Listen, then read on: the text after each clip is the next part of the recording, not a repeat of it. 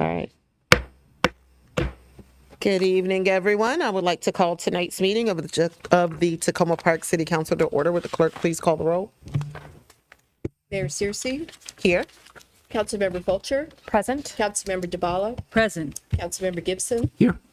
Here. Councilmember Siemens, Present. Councilmember Hanzak, Present. Councilmember Small.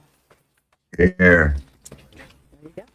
Okay, wonderful. Well, thank you all so much for meeting with us tonight. And forgive me, I just want to make sure that I am looking at all of the things I am supposed to be looking at, because we did have, and I see it now, we did have a slight change to the agenda, where we are starting tonight with a proclamation in honor of Car Free Day, which is on Monday, September the 23rd, followed by a few voting sessions.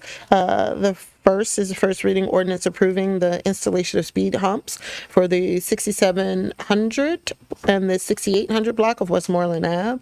The first reading ordinance approving traffic calming for intersections 13th Ave and Elson Place, 14th Ave and Elson Place, and 14th Ave and Elson Street. The single reading ordinance approving a contract with the city attorney, single reading ordinance approving a contract with the legislative advocate, and a resolution providing for appointments to the youth council. Followed by two work sessions this evening. The first is on the American Rescue Plan Act budget discussion, as well as the FY 2026 budget schedule. Just as a reminder for my colleagues, on Thursday, tomorrow, September the 19th, is the Montgomery County Chapter MML meeting that is at 6:30.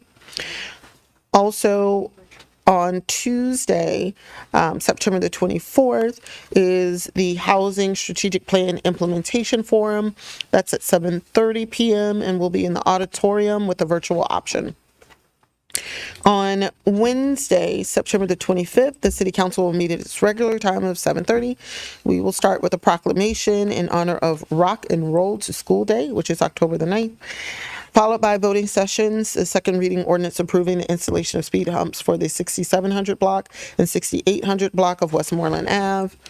The single reading ordinance approving traffic calming for intersection of 13th Ave and Elson Place, 14th Ave and Elson Place, and 14th Ave and Elson Street. Followed by a work session on quarterly financial reports for the fourth quarter, as well as restricted covenants. On Wednesday, October the 2nd, is Rosh Hashanah. Will begin at sunset. And on Wednesday, October the 2nd, the council will not meet. Just as a reminder for my colleagues, there are 5 Wednesdays in the month of October, which is why we're taking that day. On Wednesday, October the 9th, the City Council will meet at its regular time. We will have a proclamation for the record in honor of Indigenous Peoples Day, a public hearing where we'll be convening residents around the proposed housing tax credits, resolution approving the FY 26 budget schedule, and then we will have 2 work sessions. One is the proposed housing tax credit, and the second is the budget amendment number 2. On Friday, October the 11th, Yom Kippur begins at sunset, and on Monday, October the 14th, is Indigenous Peoples Day, and city offices and facilities are open. Okay, so with that, we're going to move into our first item on the agenda for this evening.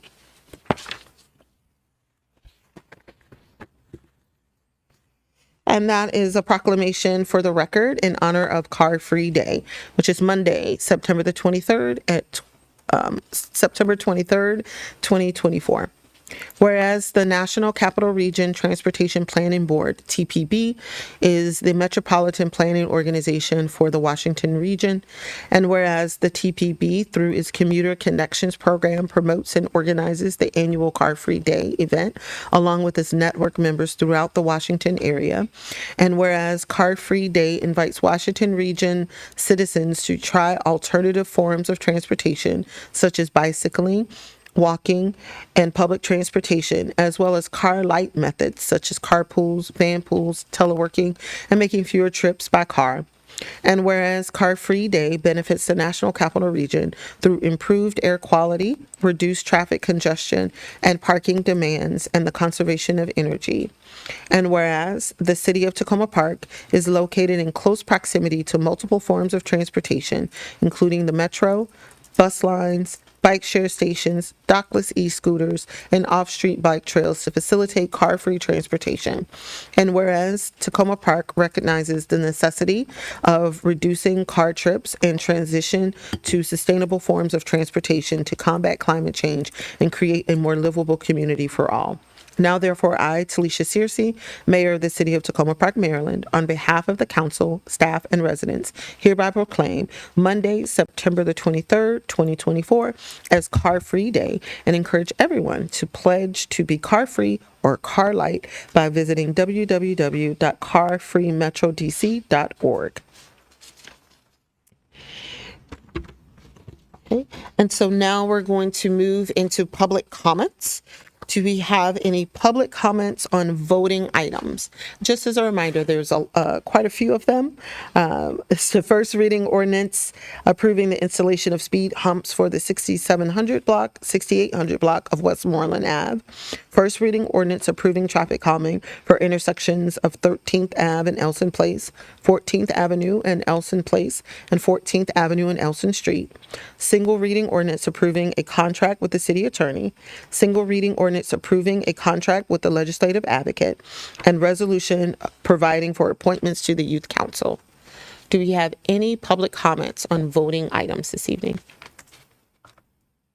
Do we have any virtual comments on voting items? We do. We have 3 commenters on the speed humps on Westmoreland Avenue. Perfect.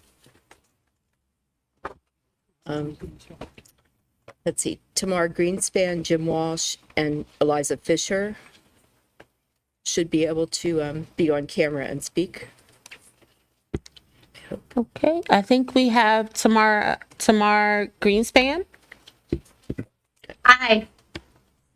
Thank you all for all the time and the attention that you paid to this issue last week during the meeting that we had. We really appreciated it. I wanted to just quickly, in addition to adding my thanks, follow up on the conversation that you all had about alternatives. And I just wanted to be very, very specific that while we appreciate the consideration of alternatives, we really do not feel like there is a compromise to be had. Again, the compromise that we're talking about is human lives. And so the various ideas that were proposed around making the intersection of First and Westmoreland safer, I think are interesting and should be pursued separately, but are not, and instead of, they could be in addition to the ordinance as it's written. So we appreciated it, and I just wanted to make sure we had that clarification. Thanks.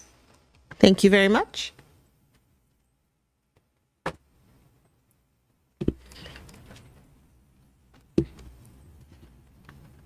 Okay. Have our next commenter. Jim Walsh? Jim Walsh. Hi, thank you very much, Mayor and Council. I'm Jim Walsh. I live on Westmoreland. I spoke last council meeting in support of the speed bump plan, which I still am in support of. I also wanted to just really point out the fact that while there might be some merit in establishing the traffic calming measures at First Avenue, they should in no way supplant speed bumps on any other part of the block. We worked very closely with Daryl to go through and evaluate those speed bumps and the locations for them. Talked to a number of neighbors about them. People are very happy with those locations for the most part, and urge you to go forward with the plan and support it as is. I also would love for the council and mayor to look into the issue of speed around town and speed limits. On our street, it's 25 miles an hour, which is far too fast. I'd imagine the similar small residential streets also have similar speed limits that should probably be rethought and revisited. And finally, I would like to thank the mayor and council for adopting the resolution tonight to support Car Free Day. It's really a pleasure to be part of a community that values walking and public transit and biking, and moving away from the automobiles, which have caused so many challenges to air quality and dispersing communities and elsewise. So thank you so much for all of your leadership and time. Thank you very much. Next commenter. Eliza Fisher. Okay, Eliza Fisher. Hi, everyone. Thanks so much for taking the time to hear comments on this. My name is Elisa Fisher. I'm at 6610 Westmoreland, and I'm sorry I wasn't able to attend last week. But I just wanted to kind of give our perspective. We moved in last year, and I've been so grateful for the really close-knit community that we joined. We'd heard so many wonderful things about Tacoma Park and had no idea we'd have the good fortune of moving on to a block filled with, as I know you've already heard, so many young kids for our two kids to play with, ages 5 and 3. And it's really been such a joy to watch them form such close friendships and community so quickly with our neighbors. And so we really hope to continue to encourage that kind of community, both among children and adults. And so, I just wanted to reiterate support for the traffic calming measures across the stretch on Westmoreland that people have been talking about. We've seen everything that I know others have mentioned, cars going just really, really fast down a very narrow residential block, in part due to that long stretch between, Eastern and First. And, because we don't already have speed bumps, like on some of the other streets in our neighborhood. But the other, and, especially with the closure on Laurel, I know that made a big difference. But the other thing that we just wanted to highlight was, I know a lot of people made comments around the environmental impacts of speed bumps, but just want to kind of respectfully suggest that making streets more friendly towards active transportation, which I was so excited to hear about Car Free Day coming up, discouraging or disincentivizing cars and traffic from relying on our really narrow residential street as a throughway, I think actually has the potential to have positive environmental and health impacts for the community. I think one of the reasons that so many of us love living in Tacoma Park is what you mentioned, the walkability, the bikeability. So adding these traffic calming measures, I actually think could help to, encourage use of alternate forms of transportation and reduce traffic on our residential street and in the neighborhood, in general. So very excited about Car Free Day. Just a little anecdote. Our daughters excitedly watched Neighbors last week, just giving the testimony part. And we're so excited to hear when they were talking about them, biking on the street with their friends. And I think it'd be really great to be able to use that public space, not just for cars, but also, safely for kids to bike and play, and for communities to gather. And so just wanted to express our support, and thank you again for considering the request. And again, I wasn't here for the kind of alteration discussion, but again, appreciate the consideration. Thank you very much. Do we have any other virtual or public comments on voting items this evening? We have 5 members from the Youth Council on, and 3 of them are returning, and 2 of them will be new members. So if you'd like to come on camera and introduce yourselves, you can do that.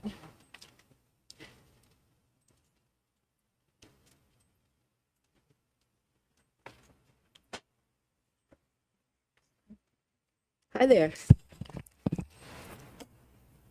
Hi, my name is Leon Wilson. I'm a junior at Montgomery Blair High School, and this is my 4th year on Tacoma Park Youth Council, and I'm excited for this term. Excellent. Hi, I'm Ani Ginsberg-Shukla. I'm a senior at Richard Montgomery High School.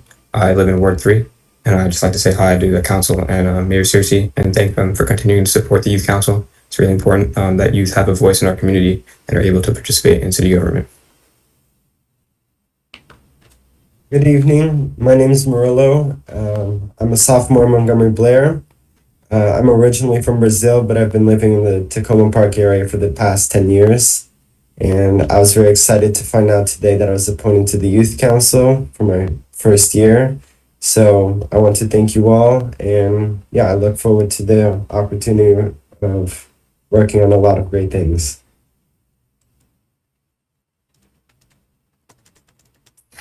Hello, my name is Sophia Sorensen, and I am an 8th grader of Tacoma Park Middle School, and I am also from Ward 3. And I'm very excited to be serving again on the Youth Council this year. Hello, I'm Emmy Brown. I'm a junior at Montgomery Blair, and I'm just so excited to have this amazing opportunity. I think this is a really special thing, and I'm excited to be part of it. Wonderful. Well, I'm going to break protocol and say we are so excited to have each and every one of you on Youth Council. We are so excited. I want to thank you for your service and your commitment to the city of Tacoma Park. I don't think people understand. It's not easy to get on Youth Council. You have to write what you want to do and what your vision is for change that you want to instill in the community. And so to have so many bright, talented youth in our community that's committed to service, I am humbled by you all. So thank you so much, and congratulations on your appointment. Councilmember Honzak? Are we moving? You could go ahead and break protocol too. Okay, great. I just also wanted to say, here, Mayor Searcy. We are so delighted to see new faces and previous faces. I had the pleasure and honor to read your applications, and it was, I'm looking at my fellow sub-council members who got to review the applications with me, and we really were so impressed by all of you. So thank you for joining us. We're excited to get to interact with you very soon. Councilmember Fulcher? Yeah, I'm just going to join the Love Fest. I'm really excited. Thank you so much for those of you that have already served. Like, you're really giving us the foundation. You guys will be able to lead in a way where you're not going to need the adults so much to be leading in the room. It'll be you guys taking care of it. So I'm really excited for that. For those of you that have been on the Youth Council already, when we were reading your applications, I was just really proud to see the growth that you guys have had since the first time that I've read your application. So really excited about that. So thank you all very much for investing in our city. Thank you, Councilmember Fulcher. Councilmember DeBala? Yeah, what they said. and also, if you're from Ward 2, I'll send you my email so you can be in touch with me. And thank you for stepping up and welcome. Councilmember Gibson? Yes, on that same point, it's great to have you, and excited for you, especially for those, several of you in Ward 3. You may not know I've got 2 more months left on council, so please reach out to me if you have any questions, and I will reach out to you just to say hi and let you know that I'm here to work with you or talk with you, whatever you want. So welcome, congratulations. Thank you very much. And so again, congratulations. Feel free, if you want to invite me to a meeting, I will be there. My schedule is a little hectic, but I will be there. So just let me know when you want to meet and when you want me to show up. And again, just congratulations and thank you all so much for being on our Youth Council. All right. Excellent. Well, good night. I'm not going to make you have to wait much longer. So have a great night.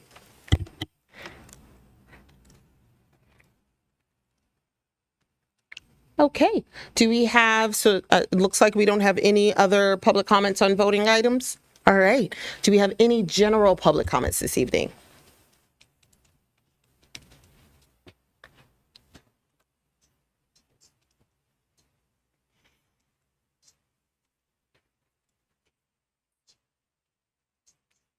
Let me get y'all set up, Arthur. There you go. Okay. Arthur David Olson, Ward 4, Herbie Hancock Avenue, on budget process. The city does need to report tax rates and stormwater fees to the county by mid. I'm so sorry, Arthur. We changed things up a little bit and the mic is actually on the other side. All right. I'll go on over here. Thank you. Excellent. All right. Start over. Arthur David Olson, Ward 4, Herbie Hancock Avenue, on budget process. The city does need to report tax rates and stormwater fees to the county by mid-May, but the city's budget need not be in place until July 1st, the start of the fiscal year. The mayor and others have already noted that there will be hard work to do on the upcoming budget. I hope you'll give the next council extra time to get that work done by scheduling tax approval in mid-May and budget approval in mid-June. Last May, the council voted on a 300-page budget. The city's website now includes a document titled City of Tacoma Park Adopted Budget, July 1st, 2024 through June 30th, 2025. It runs to 400 pages. Somebody may have approved that 400-page version. It wasn't the city council. At a minimum, I hope the web's document title can be changed to City Manager's Budget so that it's clear who's responsible for it. Even better would be to simply post the budget voted on in May as the adopted budget. This would save city staff the work of producing an additional 100 pages. If city management believes that they need those extra 100 pages to make sure the city is properly run, then the council needs those 100 pages to make sure the city will be properly run, and they need them at voting time. I hope you'll direct the city manager to provide the council with the budget in the final form this coming April. The adopted budget can then truly be the adopted budget. Finally, I'll acknowledge that I have a personal interest in how budgets are labeled because you can't spell adopted without ADO. Thank you. Thank you so much. Do we have any other general public comments? No virtual comments? Okay, great. We're going to move on to council comments. Councilmember Gibson. Well, first, thanks again for the Lower Westmoreland folks who work closely with Public Works staff to propose the traffic calming measures, which I fully support. I want to hold up of particular importance is, as has been mentioned by the mayor, the housing forum this coming Tuesday at 7:30. It is a good step forward to engage the public. It would also likely raise more questions and deserves attention and time. It's one of the few opportunities that the public has for dialogue both ways, unlike the one-way communication that we have here in council meetings. There's a follow-up hearing, but I want to hold up the possibility or the need for as much public engagement at the forum as possible. I do not know yet the agenda, but my presumption is, my hope is, that there will be true dialogue to do more than explain what the city staff wants, but also to get questions and concerns by the public. And secondly, I want to hold up the Crossroads Farmers Market celebration, September 25th at noon. They will be celebrating $1 million SNAP matching checks that have been distributed. That's an amazing milestone. We should be very proud and supportive. I certainly intend to be there myself. Thank you. Thank you, Councilmember Gibson. Councilmember Honzak. Thank you, Mayor. I have various things to just mention real quickly. I'd like to thank those who came out to comment tonight. Arthur David, interesting food for thought. I'm sure we'll be talking to the city manager and other council members about that. I'd also like to acknowledge the fire that took place in my at the north end of the city, just beyond the border of the city a few weeks ago. It was very fresh when we came into council last week, so I did not mention it. But there was a fire. It burned the inside of the mattress store at the corner there at Piney Branch and Flower. It directly impacts our residents. I know that at least one of my residents works in that shop with a small credit store. And there was also a stabbing. I have sought out additional information from the county police, but have not yet received that information. Would welcome getting further details if possible. As far as I'm aware, the test center, which provides a lot of county services to our city residents, is still operating. They were having to be remote because they share a wall with that center, and I hope they're back in their space this week. I haven't had a chance yet to check. I enjoyed the Long Branch Festival this past weekend and enjoyed seeing Councilmember Fulcher and Councilmember DeBala there. Thanks for coming to join us. And I also particularly appreciated that Montgomery County Planning was there with a tent, and I felt they were being very responsive. I sent them some strong words about how I thought they should do more on reaching our Spanish-speaking residents in relation to this plan, because the borders of this plan are all contiguous to the city, the north and eastern front of the city, and yet a huge chunk of that area, as well as our city, are Spanish-speaking residents, and they hadn't had much success yet with reaching them. They came with 2 Spanish-speaking translators in hand, and I understand they are also going to take up some of the recommendations that I had, and I'm sure others, to go out to some of our food distribution points where I've had a lot of luck working with our Spanish-speaking residents. And on that note, I would like to acknowledge the beginning of Hispanic Heritage Month and compliment the city on the work it's done this past year. Thank you for your collaboration on reaching many of our Spanish-speaking residents. I hope we can do a lot more in the years to come. And finally, I'd like to do a shout out to Daryl Braithwaite. I'd like to thank you for your cooperation on resolving some issues on Houston Avenue this week as the construction was going on. I really appreciated the way that situation was handled. Thank you. Thank you, Councilmember Honzak. Councilmember DeBala. Thank you.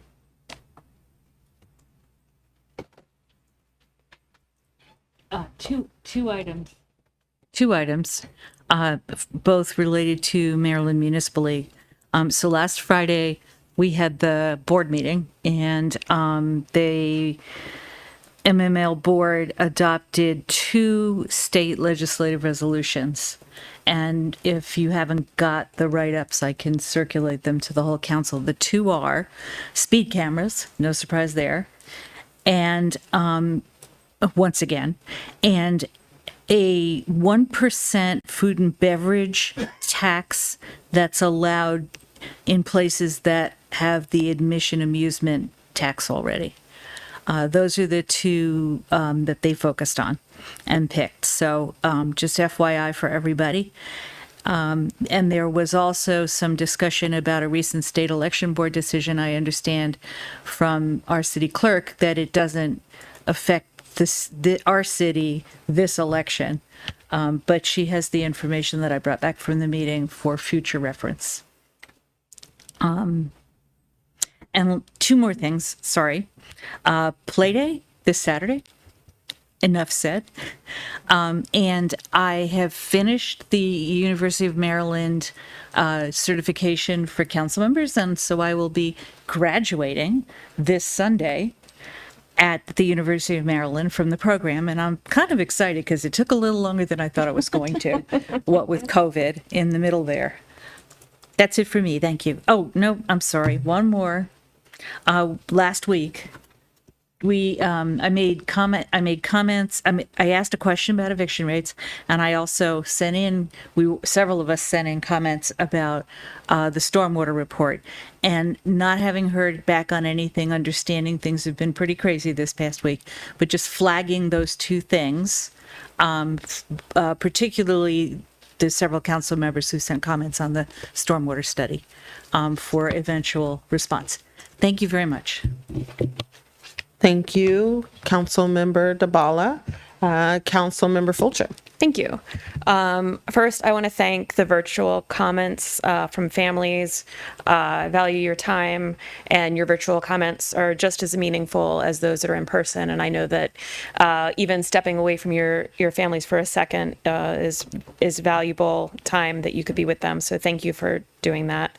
Had a good Sunday, ate 17 bites of apple pie, and then also like another dozen bites of other pies as as judges from other categories that weren't apple tried to advocate for the pies in their categories to be best in show type of categories. So that was a lot of fun. Thank you to Laura Barkley for inviting me for that. Today I attended the let me go back to Monday. Monday, Hodges Heights, really great meeting. Thank you, Director Braithwaite.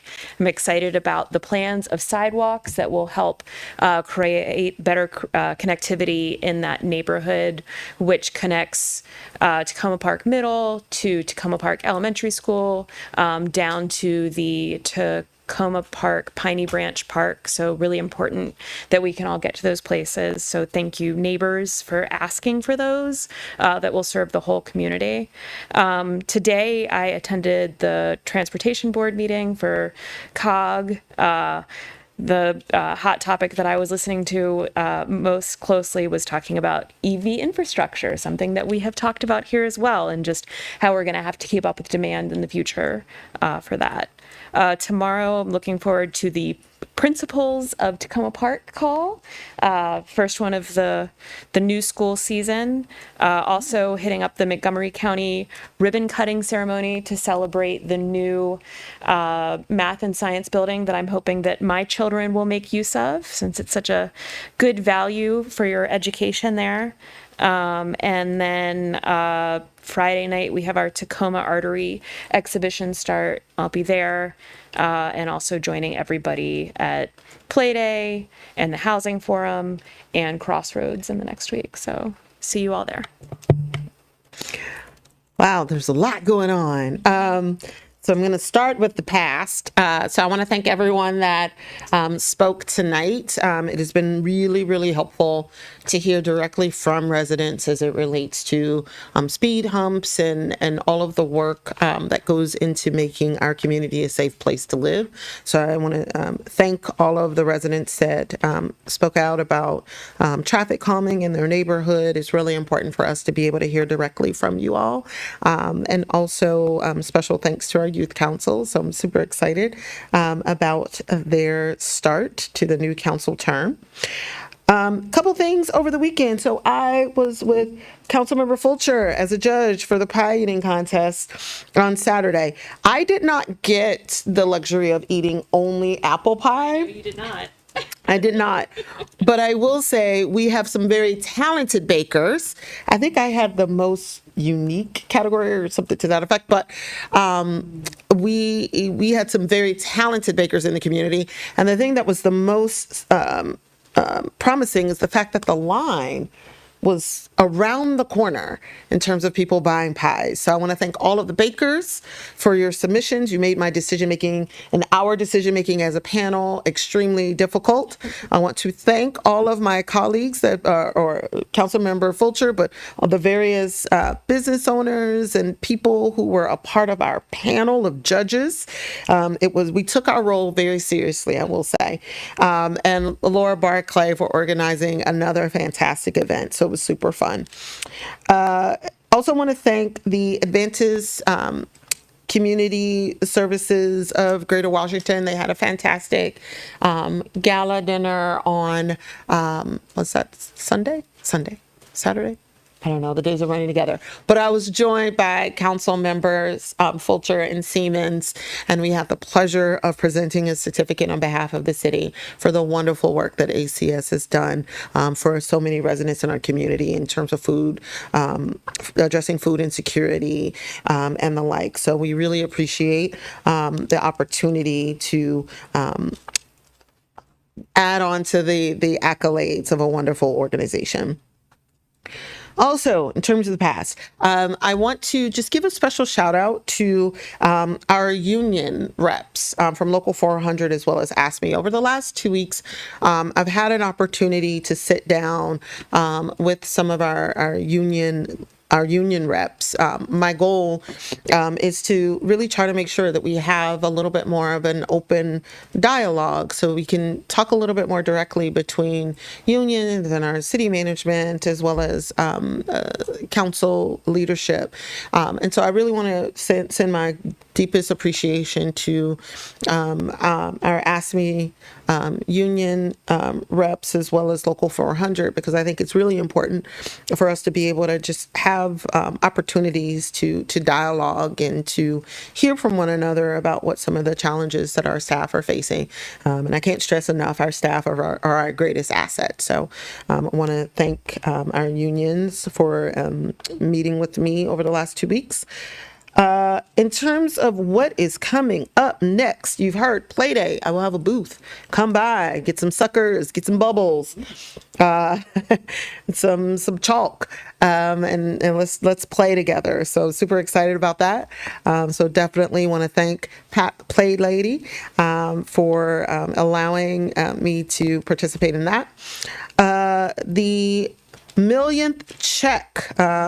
So super excited. I will be at that event. We'll speak very briefly about the wonderful work that the Crossroads has done, particularly as it relates to engaging residents that normally are not engaged, and creating a diverse set of opportunities for people to have access to services, not just as it relates to fresh fruits and vegetables, but also as it relates to access to things like COVID shots and the like. So definitely look forward to that. And that is next Wednesday, the 25th. I will be at the Village of Tacoma Potluck. That is on Sunday. So I will make sure to make my way out to celebrate with the village and during their potluck on Sunday. And tomorrow, I too will be at the Leggett Math and Science Building in honor of their grand opening. And so super excited about having the opportunity to participate in that event as well. So there's a lot going on.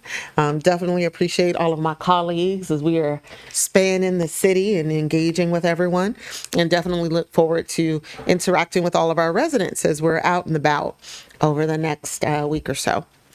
Unfortunately, I will say Councilmember Small is under the weather, and I believe he has had to sign out, but I'm just going to make sure that that is the case. Yeah, okay. So we wish him a speedy recovery. With that, I'm going to turn things over to our city manager for city manager comments. Thank you, Madam Mayor and Council, and to all our guests. Just want to lead with, first of all, thank you, Mr. Olson, for your comments. As always, you give us things to think about, and we will do that, and we will provide some information to the Mayor and Council with respect to the question that you raised. Councilmember DeBala, you had referenced a set of questions from yourself and perhaps others regarding the housing tax credit. Roz did send an email about 5:30 yesterday to council with most of those questions answered. The only one we're still gathering data on is the evictions. Okay, so I apologize. I meant specifically evictions, and I haven't read. Yeah. I got the memo. Haven't She's still, read it. yeah, the vast majority she was able to answer. Still And I collecting. appreciate that. Thank you. She's still working on getting the data she needs to answer the evictions question, and that will come. Great, thanks. Okay.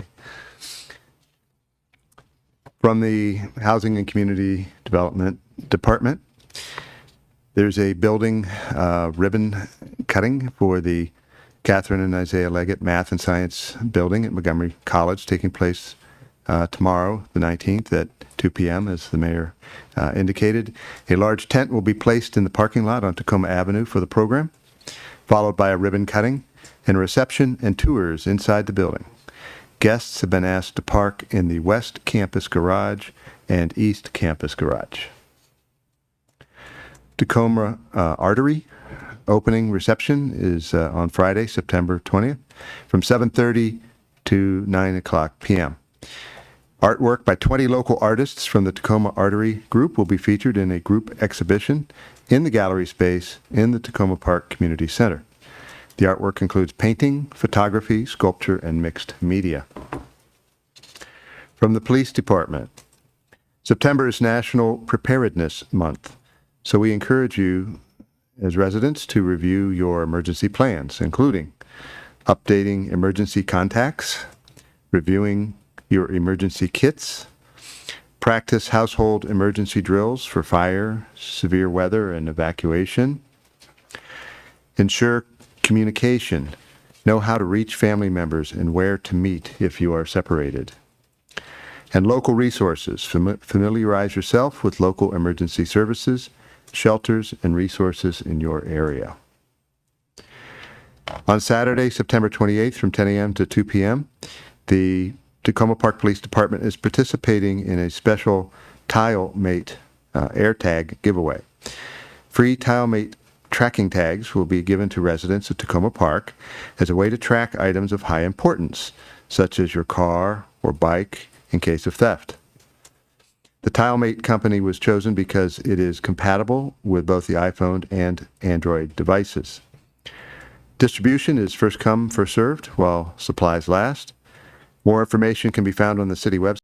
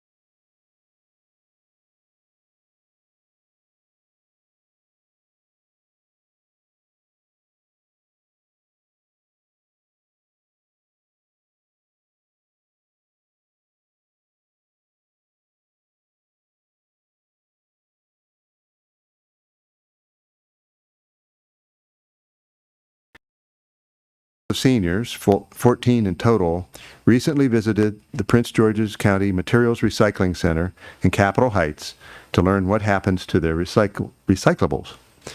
With single stream recycling, all recyclable materials are placed in the same container, and this trip was an opportunity to see what happens after those items leave your curb. Everyone had a great time and learned a lot about recycling. Dory Estrada, Sustainability Manager for the city, suggested the trip, and Paula Lizowski, Seniors Program Manager, coordinated this trip. Thank you to both of you for your hard work on this program. We are very appreciative of this partnership. And that concludes my report for this evening. If you have any questions, happy to answer. Thank you so much. Okay, so now we're going to move into our voting session. The first item is a first reading ordinance approving the installation of speed humps for the 6700 and 6800 block of Westmoreland Ave. So I do have one quick question for Director Braithwaite. I know that there was some discussions about the possibility of modifications. Can you just provide the council with a little bit of an update regarding those discussions? And we heard a little bit from the residents that they were in support of the original plan, but just wanted to confirm with you. Yeah, I had the opportunity to meet with some of the residents that spoke at the previous council meeting, particularly the Andrea and John, who were interested in some alterations of options at the First and Westmoreland intersection. Based on my review of the existing situation as well as conversations with them, I'm going to make a recommendation to the city manager to add a stop sign on First Avenue. The intersection is a bit odd. There's only stop signs on Westmoreland, which is the more heavily trafficked road, and not on First Avenue. It's exactly contrary to what is normal engineering practice. So I'm not sure the history there or why it was created the way it was, but in lieu of that, we need to add stop signs to the First Avenue section because it appears that First Avenue has the right of way when it doesn't. It's two dead-end streets that cross a major thoroughfare on Westmoreland Avenue. So we'll be moving that process along. That is not a traffic calming matter. Stop signs are not a traffic calming method, and the city has a process through the city manager's office to approve signage or stop sign changes. So there'll be an internal memo being drafted and we'll go to the city manager for review and approval. If approved, which I'm assuming it will be, then we'll go ahead and make the installation, and that will happen separate from the traffic calming. Perfect. And I just want to make sure, I know that there was a discussion about raised crosswalks during last week's meeting. Is the thought that adding the stop sign and the stop signs, and it looks like there's been a little bit of making sure the stop bars and the cross hatches are there, Sure, would be sufficient? Yeah, in a conversation with the residents had raised that issue for First and Westmoreland. They were looking at it as an alternative to the speed humps in the 67 and 6800 and then the 6600 block. And we did not recommend that to be an alternative because of the length of both those blocks and the experience of cars driving too fast through those blocks. So they weren't interested in having it in addition to the speed humps, and so they withdrew their recommendation. And we've had a bit of experience with speed humps at stop instead as a stop bar. You may remember we did that at Flower and Jackson Avenue. It lasted about 1.5 years and then was removed. People just really didn't find it effective. DC has used that technique. We have not had a successful application of that yet. Thank you so much. Okay, are there any other questions or comments on this item? Okay, would someone like to move the first reading ordinance approving the, thank you, Councilmember Gibson. Do I have a second? Thank you, Councilmember Fulcher. Given that this is an ordinance, do we need to call the roll, or can we, it's a first reading? Yep. All those in favor of the first reading ordinance approving the installation of speed humps, please say aye. Aye. Do we have any opposed? Any abstain? Okay, perfect. Thank you very much.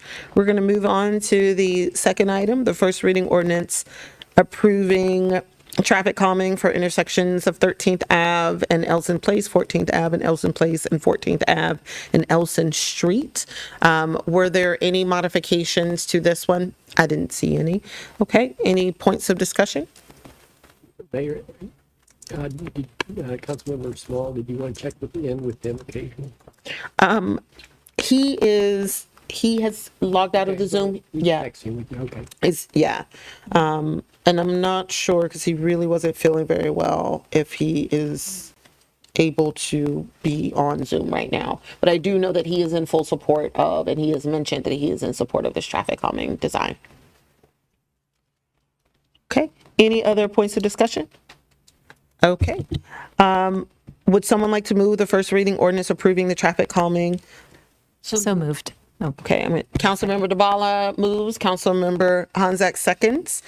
All those in favor of the first reading ordinance approving the traffic calming for intersections 13th Ave and Elson Place, 14th Ave and Elson Place, and 14th Ave and Elson Street, please say aye. Aye. Aye. Do we have any opposed? Any abstain? Okay, great. All right. So we're going to move to the single reading ordinance approving a contract with the city attorney. Are there any points of discussion regarding this item from our city management? Good evening. Happy to walk through the memo and maybe highlight a couple of the items that have changed from the original contract, if that might be helpful. That would be very for helpful. council Thank you so much, and Deputy. public's information. So as you are aware, the city attorney's contract expires as of January 1st of this year.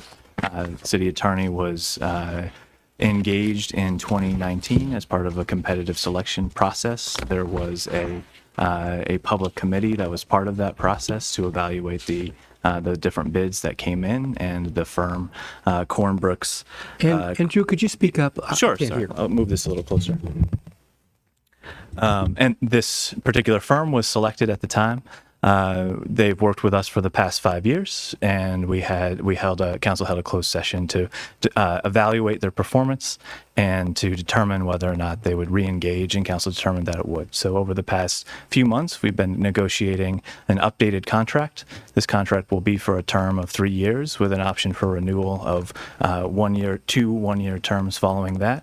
Other updates within the contract, there were some minor updates in terms of the term dates, language, tense, and points of contact. For example, in 2019, there was language about developing a tracking program. Now they are managing a tracking program. Also added a fee schedule attachment, which you'll see in your packets, which outlines the increase of fees for each year of the contract. And it's also been modified for a smoother fee increase. So there are minor increases over the course of the contract rather than renegotiating what's very likely a higher fee every few years. So this will smooth budget impacts over time. As you might be aware, we have currently in the FY25 budget $385,000 for outside legal services. We break those down. $320,000 of that is for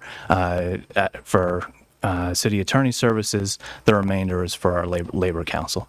That's the way we divide it up. And this year, our labor council costs are down a little bit because we aren't in active negotiations. Also simplified some compliance language to merely reference the relevant statutes where applicable, rather than updating every few years what the new livable wage requirements are. Just rather incorporate by reference what's out there. And then we also removed the annual evaluation language that was at the end of the contract. That's something that council, per the charter and in the contract, this is an at-will engagement. So council at any time can decide to evaluate or move in a different direction, and it's at your. This creates flexibility, and I would recommend that you do some form of annual evaluation anyway, but this is just removing that language as it's relatively superfluous to the intent. So those are the key differences from the last 5-year term. Perfect. Thank you so much. All right. I see a couple of follow-up lights. Councilmember DeBala, do you have any questions or comments? Yes, thank you. Very quickly. I didn't quite hear what you said about the fees this year, that we expect them to be lower, the total fees, not the hourly fees. Total fees. What I was referencing is when we built the FY25 budget, in the FY24 budget, we had a higher amount for our legal services, Right. because we knew we were entering into labor negotiations at that time. That's what I didn't In hear. FY25, we reduced that amount, Right. knowing that we weren't, because that's our primary driver of those. And that number is all legal fees, not just this contract. Correct. Yes. Thank you. Thank you, Councilmember DeBala. Councilmember Gibson? Yes, I just want to support the suggestion that the council have an annual evaluation process that is a little bit more systematic or formalized. I think that there's the importance of the city attorney's role, and I've learned a little bit about how contracts are written for legal staff, and so it's pretty cut and dry without any kind of what you would call performance standards, etc. So that's the way the business is apparently done, but I think it's appropriate for us as the council to look at the performance of the attorney on an annual basis. Thank you, Councilmember Gibson. Okay, seeing no more lights, would someone like to move the single reading ordinance approving the contract with city attorney? So moved. Thank you, Councilmember Fulcher. Do I have a second? Second. Thank you, Councilmember Siemens. He beat you to the punch. All those in favor? Oh, single reading, we need to call the roll. Will the clerk please call the roll? Councilmember Fulcher? Yes. Councilmember DeBala? Yes. Councilmember Gibson? Yes. Councilmember Siemens? Aye. Councilmember Honzak? Yes. Councilmember Small? Mayor Searcy? Aye. Okay, next item on the list is resolution, oh, nope, single reading ordinance approving a contract with the legislative advocate.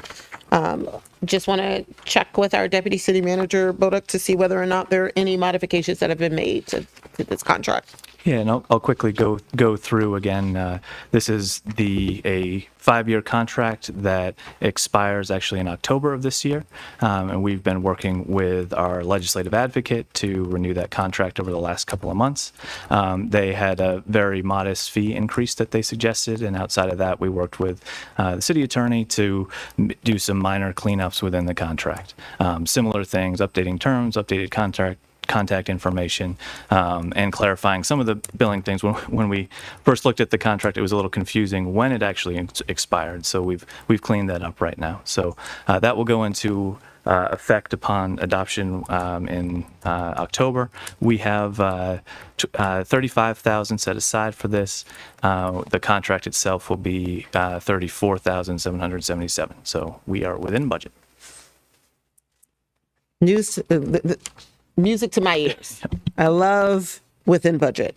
Are there any points of discussion on this one? Okay. Given that this is a single reading ordinance first, let me say, would someone like to move the single reading ordinance approving a contract with the legislative advocate? Thank you, Councilmember DeBala. Do I have a second? Second. Thank you, Councilmember Honzak. Would the clerk please call the roll? Councilmember Fulcher. Aye. Councilmember DeBala. Yes. Councilmember Gibson. Yes. Councilmember Siemens. Aye. Councilmember Hanzak. Yes. Councilmember Small. Mayor Searcy. Aye. Okay. And last but definitely not least, we have a resolution providing for appointments to the Youth Council. Just want to check to see whether there are any points of discussion, either from our city clerk or our subcommittee before we vote. Thank you, Councilmember Fulcher. The kids in this community are really great, and this was not easy. It was not easy to eliminate people. So that's all I have to say about that. Great. Thank you so much. All right, seeing no more lights. Who would like to move the resolution providing for, thank you, Councilmember DeBala. Do I have a second? Second. Thank you, Councilmember Honzak. All those in favor of the resolution providing for appointments to the Youth Council, please say aye. Aye. Do you have any opposed? Any abstain? Okay, moves forward. All right, so we are cooking with grease this evening. Yeah. Just want to see if we need to take a break now, or folks want to get through. Or folks would like to start our work sessions. Okay, all right. So we're going to move into the first work session for this evening, which is the ARPA budget discussion. With that, I'll turn things over to Deputy City Boduk. Yep. I'll walk through. You it, have the yes. floor. Yeah. Thank you, Mayor. So here we are. So back during the FY25 budget process, this was identified it was identified under the emerging issues category, although that was sort of our form template to have that. It's a pretty known issue that we were going to have this at some point. But fundamentally, the city received $17.5 million in ARPA dollars a couple of years ago. And for a community our size, that's about half of our annual budget. Is a huge amount of money. And one of the things when I first got to Tacoma Park and that really attracted me to the ARPA manager role was just how ambitious and thought out the ARPA program really was here in Tacoma Park. I've seen a lot of communities just sort of say, okay, we got these capital projects, we're just going to plug it into that and move on.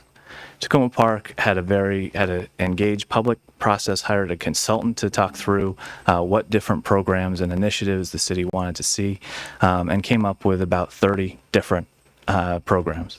And as you can imagine, over the past couple of years, we've done our best to implement those programs.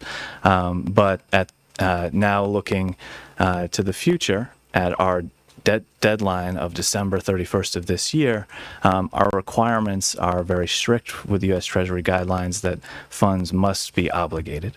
And to add a little challenge to this, the U.S. Treasury updated its definition obligated this past fall, to be a little bit more restrictive than just including it in a budget. It can't be part of a spending plan. It can't just be prospectively part of a future budget. It needs to be encumbered in some way. That means a contract, a grant agreement, an employment agreement, or some type of formal IOU.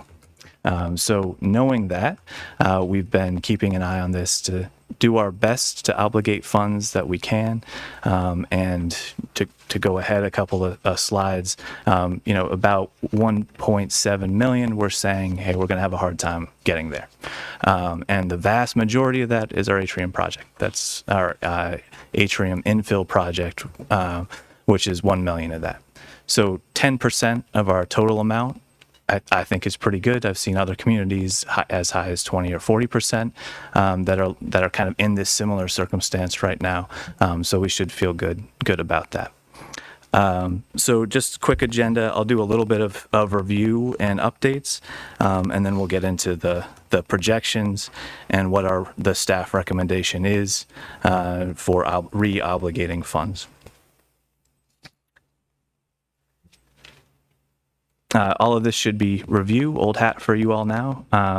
This is the kind of the sequence of decisions that have been made since FY22.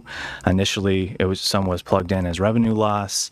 There was some initial project funding, and then there was what I talked about before, this comprehensive spending plan that outlined the new programs and initiatives and the remainder of the $17.5 million ARPA award. Changes occurred at various points in various budget processes. Some was reallocated spending, some was moving things from one fiscal year to the next. And if you remember, in this last budget, there was 3.6 million in total ARPA spending. A lot of that, and again, we talked about this during the budget process, was we were going to try and phase out our ARPA reliance moving into future budgets. We didn't want to have a huge fiscal cliff when it all went away. We were trying to have some stairs instead. So there was 625,000 that we used in ARPA dollars. That was less than the 1.2 million that we used for those sort of ongoing expenses to bolster the general fund in the prior fiscal year. And then also council decided on some reallocations of approximately $1 million between programs. $500,000 of that, for example, went to the library project last year. And then in this last budget amendment, we pulled forward a lot of those CIP items. 5.8 looks like a big number. 3.5 million of that was the library project. 1 million of that was the atrium project. So this very messy slide, and there's no intention for you to fully absorb what's in it, but I just wanted to highlight just how ambitious the programs are, the number of projects that we currently have slated. This is sort of the updated version following reconciliation process and following the budget amendment process this last year. This is sort of the master sheet that we work from internally. Yeah. May I ask a question of how to read the table? Councilmember DeBala. Thank you. Could you just go over the columns, how to read them? Sure. So the number on the far left in red, the ones that are dollar figures, those are the total. That's the total amount that is currently allocated to be spent for those projects. Either has been spent or is projected to be spent or allocated to be spent. So if you add up the numbers in column FY22 where it says actual, FY23 where it says actual, FY24 where it says actual, and FY25 amended, plus FY26 and FY27, those will all sum to that big number on the left. Yeah. Let's make it sure.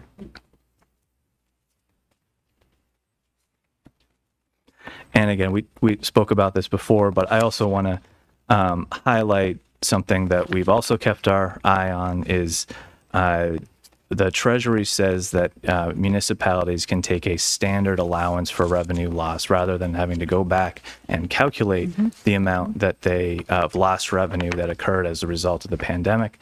Municipalities our size can take up to $10 million as revenue loss, which is an expenditure category. And revenue loss is very broad. That means it can be used for any government purpose.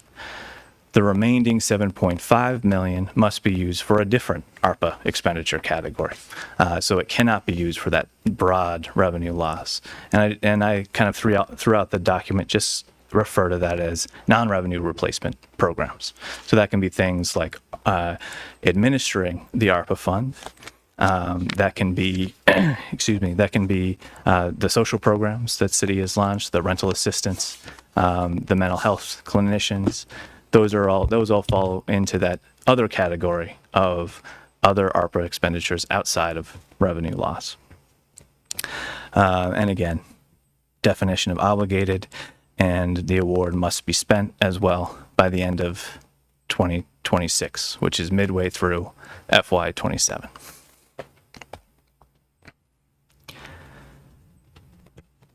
So looking at the budget projections, within the 20 expenditure categories, these are kind of the total expenditures that we still have within the budget. We've got the library project, which those funds are already obligated. We have the $1 million atrium project, which I'll talk about a little bit later, the multifamily and energy efficiency grant program, other grant programs, quality of life, food security, rental assistance, small businesses. These are all ongoing programs. And there are other capital projects, street rehabilitation, that's that $625,000 is all lumped into this category of other capital projects, the total amount of $1.3 million. And then what was added during reconciliation last year is the $30K for performance measurement. Within all of those expenditures, since the FY25 first budget amendment, there are two projects that we're currently projecting as savings or unspent and that we're recommending for reallocation.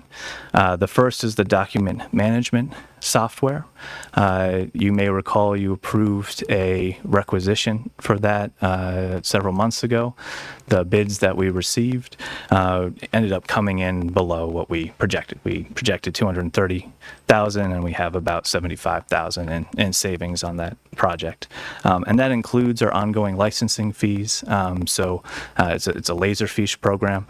And those licensing fees we even spread out through FY27. So that's inclusive of that, we still ended up with a good chunk of savings. And then public space management, this is $23,000 that was set aside for the public space management plan project. And there's a remaining balance of $23,380 that we're recommending at this point to reallocate.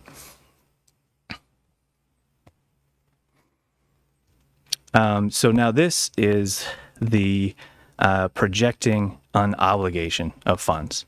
So this is where this is that known issue that we had coming. Here are the programs that we've done our best to try and obligate in some way, but looking towards the end of this calendar year, it very likely won't be obligated in a way that's satisfactory to the U.S. Treasury. The first of this is emergency rental assistance. And I can't remember whether we talked about it specifically during FY25 budget planning publicly, but we certainly talked about it a lot internally when we were thinking about which programs to use for ARPA. We were thinking about this deadline. We specifically did not add dollars to the emergency rental assistance from ARPA in FY25. This entire budget is carryover dollars from the prior fiscal year. And the way we manage the emergency rental assistance program is it's a first come, first serve basis. So as the need arises, as folks contact us, we'll come up with a grant agreement at that point. But the problem with that is that's not obligated under the U.S. Treasury rules. So our burn rate, more or less, isn't fast enough to keep up. So we don't want to be in position where we have an ARPA funded program and at the end of this calendar year we can no longer re-obligate it to some or reallocate it to some other purpose. So, the current budget is about 170,000. Looking at past quarterly uses of this grant program, we average around 15 to 30,000 a quarter. So I'm being very conservative with this estimate. When I last looked a few weeks ago, to fiscal year to date, we were at about 20,000. So a very conservative projection to say, there's about 30,000 we'll be able to both obligate and spend this calendar year. And there's this remainder 140,000 that we should figure out something else to do with now. The Community Connectors program, I spoke a little while ago about our initial goal, our initial concept about a year ago was to potentially hire an FTE to help us come in, increase some staff capacity, and help us develop, this unique program. Since then, under the new city manager's leadership, we've reevaluated that program, had some members conversations with individual members of the council, and we'll be having a follow-up conversation with a nonprofit group this upcoming Monday. So more details to come on that. But we felt in order to have maximum flexibility that the full 350,000 of this, let's be on the safe side and let's consider another use for now. The community center renovation project, that's the atrium infill project. The goal was to wait until the library project was complete or more or less complete to consider contracting with a firm to start this project, as well as to go after potentially other funding sources to offset some library costs that might be able to come from this line instead. So as we've been doing that, we're not going to be able to have a contract in hand by the end of this year. Recreation Center redevelopment. There's 160,000 set aside for that program, as we don't currently have steps in progress to advance that program. We're suggesting that perhaps this be set aside in another way rather than trying to obligate within the next few months. And then there's that ARPA savings that we talked about before. So on top of that, so that's the amount just that sitting here today, we're saying, hey, we're not going to get there by the end of this calendar year. In addition to that, staff is recommending including re-obligating $550,000 in the mental health clinicians pilot program, as well as $400,000 in unanticipated reserve. Unanticipated reserve in this circumstance means if we come up with, in the future, in the next 2 years, as we're spending down the ARPA amount, if there are other circumstances where we come up with savings in a budget line, think about the document management software or the billboard, what are they called? The bulletin boards, thank you. Bulletin boards, where we ended up with significant savings in both of those lines. Or in ARPA administration costs, if there's salary savings in any of the positions that are currently ARPA funded right now. If we don't plan for that contingency in some way, we might be left in a circumstance where we no longer, after December 31st of this year, we no longer have the ability or flexibility to reallocate those funds to something else. So this is a built-in buffer to provide some flexibility if that occurs, and it's very likely that will occur in some way. The mental health clinicians pilot program, that is also that's a circumstance where we feel that there may be the opportunity to receive funding from a different source, and as we wait sort of the final word whether or not we receive that funding source, we want to again have the flexibility to use that funding source instead of ARPA funds, and to be able to use ARPA funds for something different. So the concept would be to re-obligate those funds now, continue to use those funds in a way I'll talk about later, but for now, re-obligating them to as we anticipate other funding. So I know the question that's out there is, but Andrew, we want to do all these other programs that we that we just said that we're getting rid of. How are we going to do that? So the way we would do that, and I'll skip ahead for just a second, is to use general fund dollars. To use ARPA fund dollars to fund the general fund as a revenue into the general fund, and to use the surplus that occurs as a result of that to move into an allocated reserve fund. And that allocated reserve fund would be a one-to-one with the ARPA dollars that we moved in. And this allocated reserve fund, which functionally comes from the surplus that is now in the general fund, we could then use, restricted by council for the intended purposes, for these projects and programs that were initially ARPA funded. So that's the Emergency Rental Assistance Program, Community Connectors, Community Center renovation, Recreation Center redevelopment, and the Mental Health Clinicians pilot. But first, before we do that, in a perfect world, it would be great to just, and very simple, to just say, okay, here's now, just like our county income tax line, this is just a revenue that we're assuming in our general fund. The U.S. Treasury would not allow that. So what council specifically is required to do is to identify what those sources within the general fund would be that would be ARPA program eligible. So the senior leadership team spent some time over the last few weeks looking at current expenditures within the general fund, meaning expenditures that we budgeted for and that we raised tax dollars for this year, to identify programs where, where one, they're ARPA eligible programs already, they fall into ARPA expenditure categories, and two, we really wanted to make it administratively as easy as possible. So we looked for sort of big ticket items. So when we come forward to you in a few weeks with budget amendment number 2, it's not, 50 or 70 budget lines. It's a couple of large budget items. And finally, of course, what we were also looking for is items that we had a high level of confidence, or we already have a current contract in place, that these funds would be obligated within our window. So ensuring that as well. So this is the list of items that we came up with. Happy to talk, any specifics with you, but again, those were sort of the 3 criteria that we looked at as we looked to allocate these funds. And one other point I want to make, because I can understand that there might be a concern, let's say sustainability manager, the fact that we're going to be funding that through 15% of that salary and benefits through the ARPA fund now.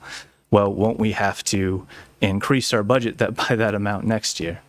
The answer is no, because of this swap, we already have built-in tax capacity for those roles. So if we talk about, again, the funds we raised in FY25 through taxes, that will be the same when we compare the budgeted amount that year to the budgeted amount next year. It will be the same. Yes, Councilmember DeWall. Yes. So just real quick, because I just want to make sure I'm thinking through this right. It sounds like what we're trying to do is take the items that we know we had already budgeted some portion of their costs for, basically doing like a money swap. Like it sounds nefarious, but it's not. It's basically saying we were already planning to budget for these items. We need to swap out the ARPA dollars with items that we know we already have contracts in place and already are ready to spend. And so we're going to put in a special reserve fund, do the necessary swaps in terms of the monies. And then does that mean over time? So like, let's go back to the prior slide. Right. So, for example, if there were aspects of like emergency rental assistance that we still wanted to make sure we were able to do, but we're not able to use the ARPA dollars because of the amount of time that we would need to actually show that it's reflected in the contract. Right. So if you go to the next slide, are we saying that we're swapping projects that are within the budget with the ARPA dollars, so we can take those monies and put them in the reserve, that we could use them for the purpose and that don't have the same requirements, so that we could use them for the purposes that we originally decided to use them for under ARPA. That's the general concept. Okay. And I would say from the Treasury standpoint and from our compliance standpoint, what council is deciding to do is they're saying, Treasury for a reason said you have until the end of this year to obligate funds. So council is just saying, okay, we had this plan to obligate funds for these things. We're not going to do it in time. And what we're going to do instead is we're going to obligate them to this other purpose. We have this other suite of ARPA eligible activities Right. that we had already budgeted for, that we already have mechanisms in place to spend within the appropriate time, that we're now going to use ARPA dollars in complete nature or partially to fund. And then the monies that we had originally budgeted that aren't covered, that basically like for the webmaster, what, 20% of that was going to be, well, 80% of that would be the revenue replacement. So that portion would ultimately go in some reserve or however we want to figure it out that we could use for those are city dollars that we can then use for some other purpose. Well, if the council decides we want to use them for the original purpose that was outlined under ARPA. Right. Okay. Yep. Got it. And what this does is it gives a future council the opportunity to really all it does is it provides flexibility. It provides flexibility because once the funds are in an allocated reserve account, again created by this surplus that we would suddenly have in the general fund, then future councils would have the ability to, for whatever reason, they could expend them beyond FY27 if they wanted to. There's all the flexibility in the world that you would have at that point. Okay. And real quick, was there thought around, we heard from with the library presentation that we may need to add additional reserve funds. Are reserve funds something that is, according to the Treasury, something that would be considered obligated because it would fall under, the contingency funds, I'm saying reserve. Is that something like putting something towards a contingency for a project that has a contract underway for the Department of Treasury, is that considered obligated? No, it would not. It would not be. Yeah, it would not be. But I mean, there's a couple ways to get around that. I mean, we can. There's an order of which funds we spend in the library program, and the first one was our bond proceeds. Needed to spend those down first. The second one is our ARPA dollars. Need to spend those down. Following that, we have the. And there's also some state earmark dollars and other things, but. And then the last in line is our cable grant, right, which is a big amount. So if we end up our contingency ends up being part of that cable grant dollars, our savings would be there rather than in ARPA, if that makes sense. It does. So the order of operations. Thank you. No, that makes sense. And so it would be helpful to know whether or not, and maybe that's not a decision we have to make now either, right? Because if this plan is executed, future councils would still have that secondary reserve bucket that they could choose to use towards reserve for the library or for some other purpose. Right. And to go back for a second to the mental health clinicians, that 550 that we're looking to re-obligate and move any surplus again that we have in the general fund into this special fund. We are anticipating another funding source. We put in a congressional earmark request that has made it to the next phase. If we do receive that's an $800,000 request that is for ongoing operations of our mental health clinicians program. So if we had those dollars, that would be, and again, it's a 2-year pilot program with the intention that it would be taken over by the county at some point in the future, that we could reallocate that 550 that's now ARPA that's going to be in this allocated reserve. We have another funding source. We're not going to need that anymore. Something like that could be used at that point. It doesn't have a home at that point. Could be used for the library project. Great, thank you. Councilmember Siemens? Thanks, Mayor. Mr. Bullock, I'd first like to say that I am truly impressed with your ability to follow these numbers and work through this maze of financial maneuvering to keep us on track and keep us legal. Yeah. I think it's impressive to me. I appreciate that. And I promise you that I'm not as adept as the mayor is at understanding some of this as we work through it. But I do have a concern, and that is the atrium project. It is it's kind of a can that's been kicked down the road many times through the years, and we have several goals with that plan, and not the least of which is the improvement of working conditions in the police department. And I think it is I think it's a problem that we have kicked down the road too many times, and I'm not confident in looking at the numbers as they've been presented tonight that the $1 million is what we need to do the project, and that it's going to be available, and that we are actually going to do it within a reasonable time frame. I think what I'm looking for is what kind of, where are we on that project, and you know, is the $1 million going to make it? And if not, you know, what do we have to do to get the amount of money? Do we know the amount of money it's going to take at this point? And how much do we need, and how can we get it done? And I'd like to see it done for November 15th. Yeah. Great question. See. Yeah.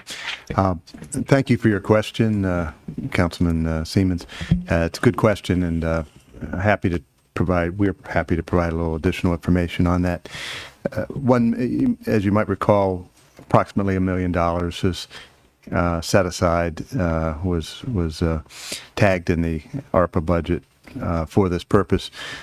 You might also recall that the Mayor and Council had sought, and we achieved, a legislative bond initiative component to this project as well, for, what was it, 200,000 in addition. Okay. We've been working with Daryl, our Public Works Director, to try and get refined estimates for the project, because when it was first conceived of and initially budgeted in ARPA, that was several years ago, frankly. And so prudently, my staff engaged the architect again, and we've got revised numbers, and we feel that with the $1 million, the 200,000, and a little bit more, we're still in the ballpark on the cost. The reason, and none of us wishes to see a delay in this project, but I guess part of the hard reality is that it was always conceived of as being done after the library, not for any other reason than really logistics. It wasn't about whether the money was lined up or there was a will to do it.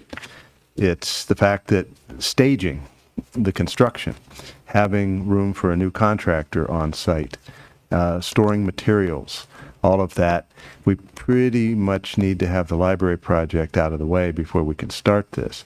And with the very unfortunate, unanticipated and beyond our control delays that have occurred with the library project, that has inevitably pushed the starting date for the atrium back on the calendar. And those delays were due, as was reported recently in the library construction project update to the Mayor and Council and the public, was that we had a massive delay as a result of permitting issues with the county, and also issues with our utilities, WSSC and PEPCO. I'm not going to say any of it was intentional, but nevertheless, there was some great delays in what we considered to be the best project timetable. And as that has pushed the library project back, that inevitably pushes back a start date for the atrium. So, do we have the funds to go ahead and enter into, to bid and enter into a contract on the atrium right now? Yeah, but will those numbers be any good if we've got to wait 8, 10, 12 months? Because the library isn't out of the way yet. It wouldn't make sense to get a contract established that soon and then just have to massively amend it at a later date because the inflationary costs have impacted what their bid was. I mean, the bid wouldn't hold for a year. So, we are pushing as hard as we can, as we reported, with respect to the library getting completed. And when we get somewhere near a better confidence of what that precise finish date is going to be for the library, we can feel more confidence in pursuing the contract, doing the RFP and entering into a contract on the atrium project. But there have been delays due to that. Everybody that's sitting at this dais right now is not going to be here a couple months from now.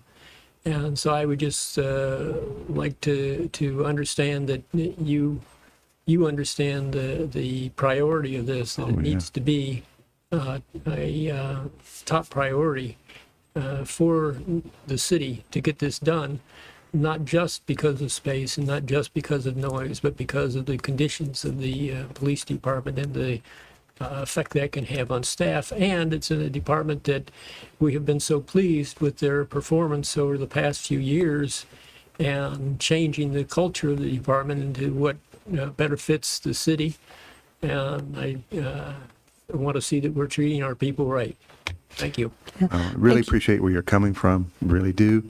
And I believe staff sincerely understands all the points you've just made, including the imperative to try and have improvements. We know how tight the space is for the dispatchers in particular, and we need to have space for our mental health counselors. We have one on board now. We're working through the county to get a contract for a second mental health counselor. We need to have that. They will need to have space, offices and meeting space with which to work, and other improvements that come with the atrium project. We certainly do understand that. I've been trying to give police employees sort of a running status report on this as recently as today. As Madam Mayor mentioned earlier, we met with Local 400, and we did talk about this. We talked about the atrium project and the fact that, sadly, delays beyond our control, but that we're still committed to doing the work for the good reasons that you just mentioned. Thank you. Thank you, City Manager DeSpirito, and thank you, Councilmember Stevens, for raising the important point. And I think one of the things that might be really helpful for our deputy city manager to make sure that we're clear of is, because there's this dynamic, right, where it's important for future councils to have flexibility, right? But it's also important for the current council who had clear vision in mind in terms of how we wanted certain projects to be prioritized. And so we don't want to usurp the authorities of a future council, but we want to be able to make sure that there's a way for us to make that very clear in terms of the original intent of the dollars and the council's desire to make sure that certain projects that were originally allocated for are continued to be prioritized. So is the expectation that the council would, as part of budget amendment number 2, or as part of a resolution that we would pass, have an opportunity to clearly communicate what our priorities were for the unobligated ARPA dollars, with the hope of kind of setting the stage for future councils to understand what was happening at the time and how the current council would have liked for those dollars to be used. Yeah. So my intention and the recommendation to council would be to pass a resolution, and we'll have a draft resolution for you for the work session for the second budget amendment in a few weeks. And that resolution would contain language around intent of the intent of establishing the fund and what they would be expended for. To your very good point, future councils will have the ability to amend that in some way, but it's no different than what currently stands right now, right, with the ARPA program. Future councils have the ability to change the allocations as you have done a number of times. So it's no more or less encumbered than it's always been. Yeah. Thank you. Councilmember DeBala? Thank you. A couple of questions while we're on the idea of a what'd you call it? Intentional. The reallocation to a special reserve fund. Does it matter that some of that is construction and some of that is social services, or is it a matter of making clear in the resolution what specific things we want it to be used for, even if they are apples and oranges? Yeah, to your second point. Second point, Yeah, okay. So All right. it should not matter that they are bundled as for sort of one Bundled, purpose. we don't need to. The general purpose would be each line that we Okay. talked about. We could even have this chart in there. All right, and I'm not sure I quite followed. So the mental health pilot is obligated, but you want it in there because you think you're going to get a grant and you want to be able to juggle that. Okay. Correct. And then have we hit the 10 million out of the 17 million? So Right. we already have. Yeah. So no. So we haven't hit the 10 million yet. But but with some of these reallocations, we will.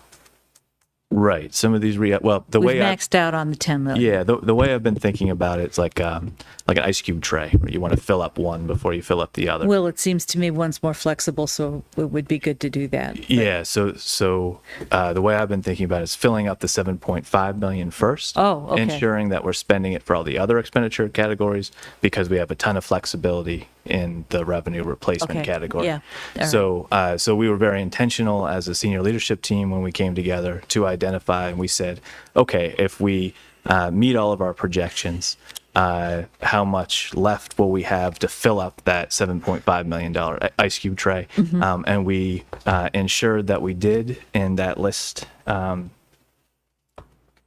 this list. That's why we have, grants coordinator, sustainability manager, right? Those are those non-revenue replacement expenditures. And not only that, ensured that there's a little bit of buffer there too. So good, but very good question. Okay, and last question.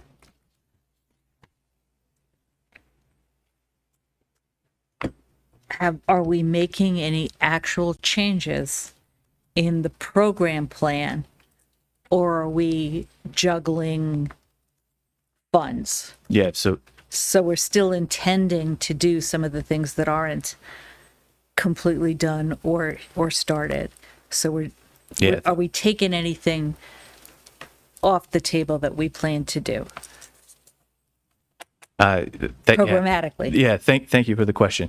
Outside of the, I'll go back to this slide. Just 1 second. That new unallocated savings. Well, but that's savings from projects we intended to do, so they're Right. done. Right. Yeah, that's great. Yeah, that's the only. Thank you for amount saving money. Yeah, that's the only amount. So those funds instead, and I'm glad you raised the question because I want to be clear. What we're currently proposing in this is everything below Webmaster basically are those one-to-one reallocations. Webmaster is utilizing the surplus funds that we have, the Right. savings funds, and there's a proposal to provide additional support for the city website So that's adding update. something. So that's an additional That's not program. taking something off the program, list. right? Okay. And that would just be funding through FY25. And again, make sure I got this right. So all of these are projects that are in the fiscal 25 budget already, funded through general funds or capital funds or and we're just using a different funding source. Correct. All except for Webmaster. That's the only new And program. the or initiative. webmaster is the new one, and everything else is, it was going to be general fund or some other category, and now it'll be ARPA for purposes of bookkeeping. Correct. Thank you. But I do just want to make sure that folks are clear. The other ARPA projects that haven't been started, that we don't think we're going to be able to obligate in time, right? Fingers crossed, you have the monies off to the side, and fingers crossed that future councils may agree that these are priorities to make sure that they are those dollars are leveraged in future budgets for these specified activities. So I think that's important to keep in mind. We can stress as much as we want in the resolution how important these things are, but it is going to be up to future councils to actually execute.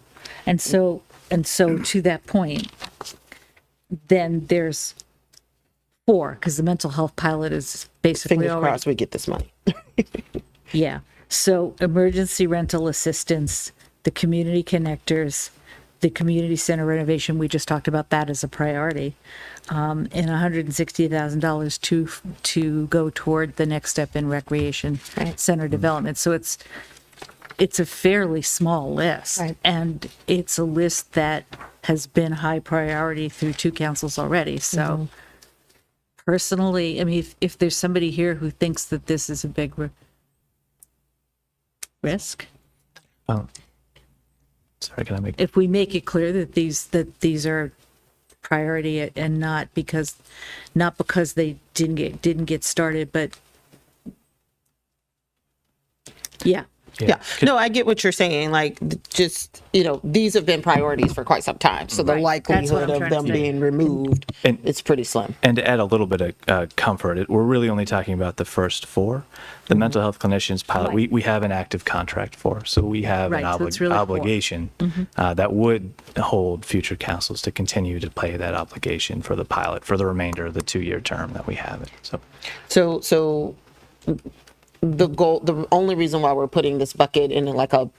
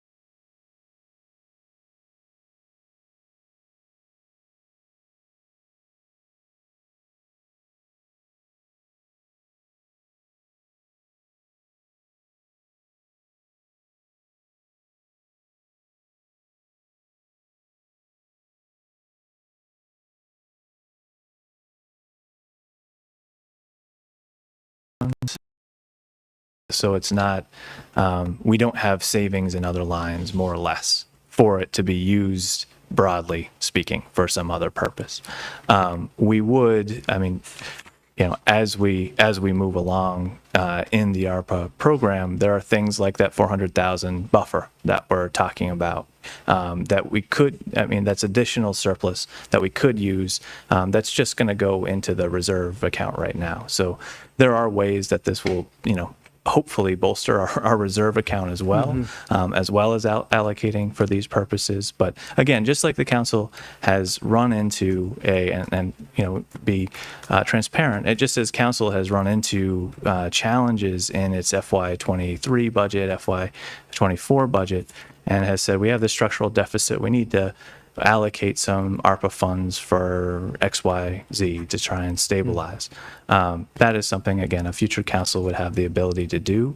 And we may or may not recommend that at the time. But like I said, the restrictions on this reserve account are on a future council are no different than this council inheriting a 5-year ARPA spending plan and making determinations within that plan to reallocate. That's helpful.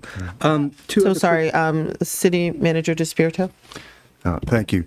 I think and you asked a good question, Councilmember Gibson, with respect to structural deficit. In the simplest sense, what this approach that Andrew is describing this evening is a way to keep dollars in play, dollars that otherwise would fall off our table. In the sense, to that point, it gives you more to work with in the future, and given the election cycles, the next council. But nevertheless, the standing body, the elected officials, will have more resource to work with than we would if we don't do this. Monies that would otherwise need to be obligated cannot be, and thus are not available to us in the future. So to the extent that this gives you more means, and gives future councils more financial means to pursue your priorities, your projects, initiatives, the things that you want to do in the budget, I would argue that it does, in a positive way, address a structural deficit, in that the alternative is that you wouldn't have funds. You wouldn't have those funds, and you'd have to find them elsewhere. Well, where would you find them? Well, further use of reserves, potential, property tax increase. You'd have to go to, if you were committed to still doing all those things, but not have adequate funds brought into play by this technique, then you would have to find the other ways. You might be digging your hole deeper with use of reserve funds, for example, and increasing the size of the structural deficit. Alternatively, a new revenue source like additional property tax would be hypothetically another way, although not one that we're recommending. But either way, you would have to find that resource in order to do all of these things, unless we do this. So I just kind of wanted to just boil it down to kind of a very simple concept, and I think it does have a positive implication for addressing our, certainly at least in the next fiscal year, of helping to address the structural deficit issue that we have. Thank you. So, with regard to the estimated, I guess the 10 million is almost all spoken for. That has to be the ARPA funds, that the maximum in that one category, right there. I was wondering, do you have an estimate of what our actual revenue loss was during the pandemic? A calculation was made initially all the way back in, I believe, 2021. And I think that was about 1.6 million at that time. It's something that's very hard to calculate, and that number has continued to grow over time as we've seen things like, for example, our recreation programming.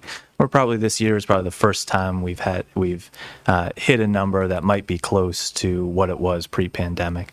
So that initial number has continued to grow. But again, the U.S. Treasury, in its amended final rule, gave municipalities, again, the size of Tacoma Park, the ability to use a standard allowance. Of $10 million. I'm grateful that we do. I was just kind of curious. So you were saying that the original estimate was 1.6 million. Just for the first just for the first year. So we've got, that's built over time. I don't know when it ends. Actually, I guess as long as the ARPA funds are available, would that be, or was the COVID years specifically a couple of years, or how? I haven't looked at the definition of revenue loss in a while, but yeah, my understanding was that, any revenue loss caused by the pandemic, which pandemic, which I would say extends to these future fiscal years that we've had. Yeah. Okay. And then it doesn't, I would argue again the intention of the act was to help municipalities deal with the challenges of COVID and then as a trickle down for individuals as well. Right. And one of the things that we saw, for example, right, was because we put project delays on things like the atrium and the library, right, we had increased expenditures as well.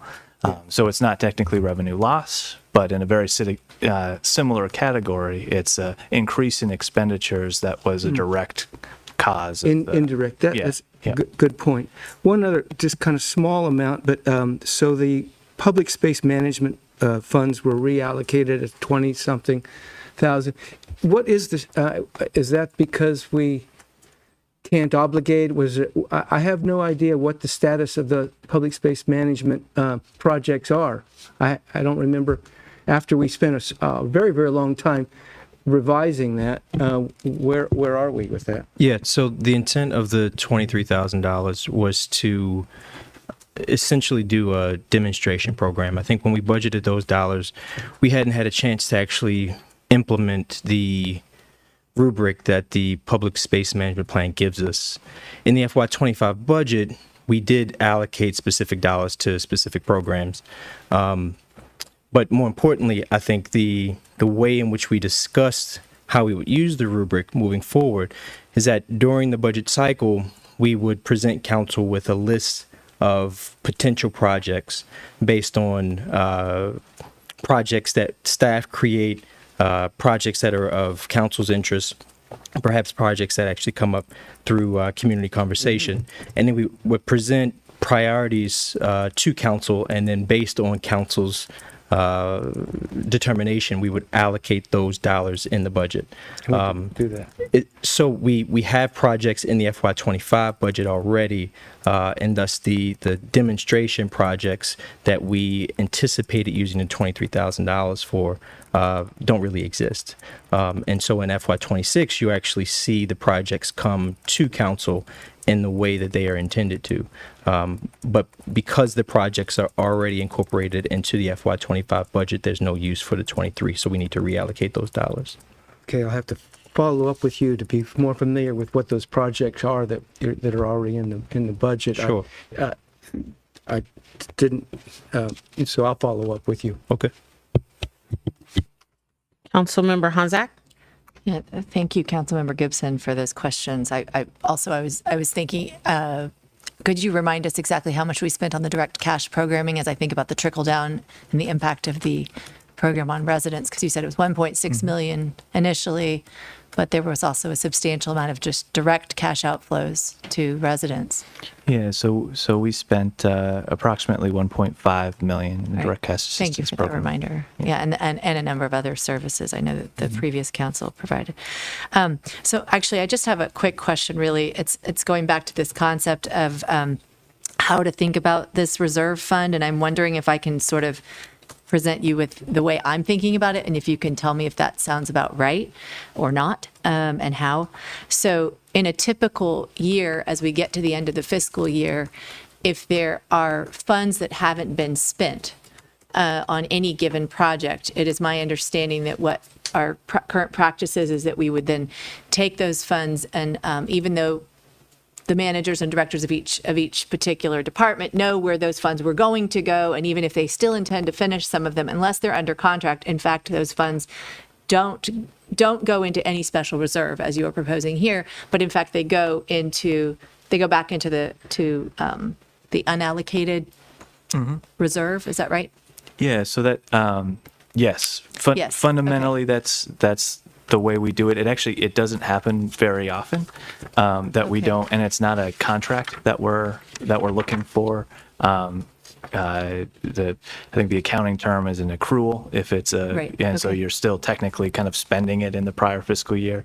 But I think what you're talking about is surplus dollars. So we have a surplus from a program that we didn't necessarily. But you might still intend to do it. Right. Or hope to do it, but it's been delayed for whatever reason. Right. And in that circumstance, that's where we move it from in the first budget amendment.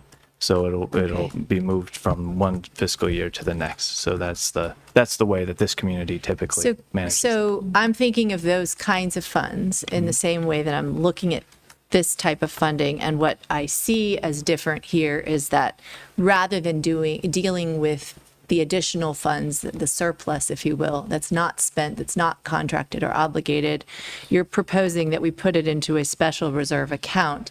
And I'm interpreting that special reserve account and the way you've laid it out here for us is almost in and of itself the best indicator we could have for the next council of the way that this council intended to spend the money, but they're under no obligation to do so.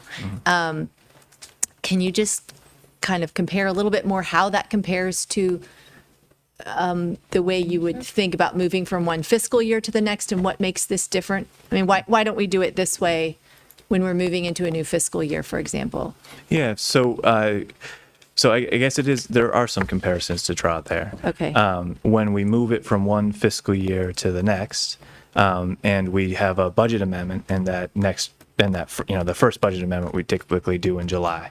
Right. We will say, for example, this paving, we didn't spend all of our sidewalk dollars in FY24 that we intended to, but we still want to do those projects in the next year. So council approved a budget amendment to bring those dollars into FY25. And I guess council could in that next budget year say, hold the phone. We don't want to be spending these funds now. But once once council adopts a budget amendment at that point, it kind of becomes part of the budget at that point. So, yeah, I don't know. Yeah, I mean, I think the reason why the separate reserve account is the most useful, and we've done this with our housing reserve, which is different from the general reserve. It's because you want to be able to identify the purpose of those dollars. No, that's exactly what I'm getting at. Yeah. I'm more, I guess I had the impression that actually this is a great way for us as a council by itself, without even a resolution, to indicate as well as clearly as we could what the intention of these dollars are, and then they will be tracked and they will be visited and it will be very intentional as we swap dollars out, versus when we just move dollars from previous projects into the next fiscal year, which is also quite common as how I understood it when I came onto council and how I've seen it. Seems like it's going. Yeah. So I guess I just wanted to get to that point so that people would sort of see more clearly. I don't know. That was the way I'm looking at it. Yeah. It made a lot more sense to me to think of it that way because it is a different way of dealing with these monies that are kind of rolling over than we would normally do as we go from one fiscal year to the next, even though we have the same kind of issue that we had an intention as a council to spend that money, but we didn't spend it. Yeah. Anyway, it helps me think about it, and I thought it might help others. Yeah. Thank you, Councilmember Honzak. I do think that could be a way to think about it in this way. This is sort of a surplus spending that we are designating for a specific purpose. So in some way, it's that's why we call it a allocated reserve fund, right? It's not really a special fund. It's an allocated reserve. So we're saying this much of our reserve dollars, surplus dollars that we have that's in our reserve account, we're allocating for this specific purpose. I'll add too that most of the projects that we reallocate from one fiscal year to another are usually capital projects, and our capital plan is a 5-year document. And so in that way, there is that list translated from one council to another of what the priorities of the previous council were.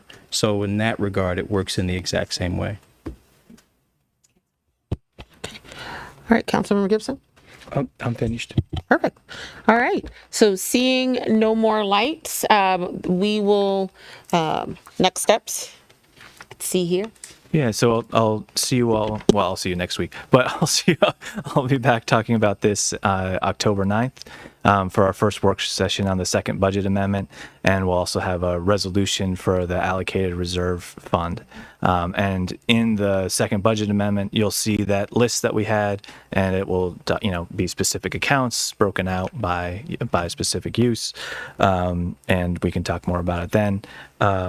Voting session will codify that plan, and then we'll be in a very good position. I feel really excited that we're here. That we'll be in a good position by our reporting deadline of January 31st. That we'll be able to report that we've obligated the balance of our ARPA funds. One So more that's all. Thank you. Councilmember DeMond. One more question was, were there a lot of other projects that were eligible for ARPA funding, or were you just struggling to find as much as you did? So there are a lot of other projects that we could use for ARPA funding. Okay. One of the very broad expenditure categories is actually public sector capacity, public safety, wages and benefits. So yes, there is no shortage of ARPA eligible uses within the general fund. Something we also talked about, there's a number of ERR purchases that we didn't look at or talk about, which could fall under that revenue replacement category as well. So, But again, you were looking for bigger categories? yeah, we were looking for non-revenue replacement categories, and yeah. Okay, thank you. All right, thank you so much. And so as Deputy City Manager Bodak mentioned, this will come back to us in a couple of different ways. So looking forward to future discussions. Okay, so do folks want to take a quick break, or do you want to power through to the last work session of the evening? Quick break? All right, so we will reconvene at 9:40. It's 9:30 now. All right, thank you all so much.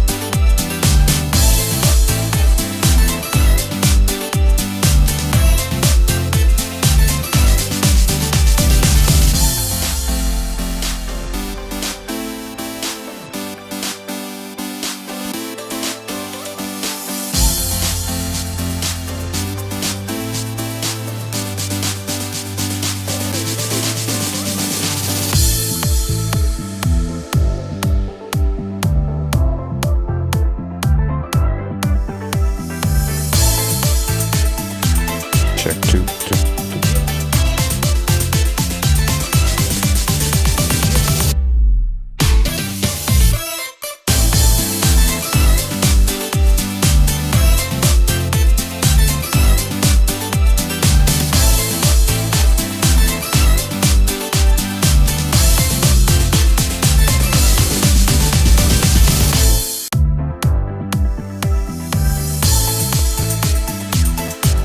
Yeah.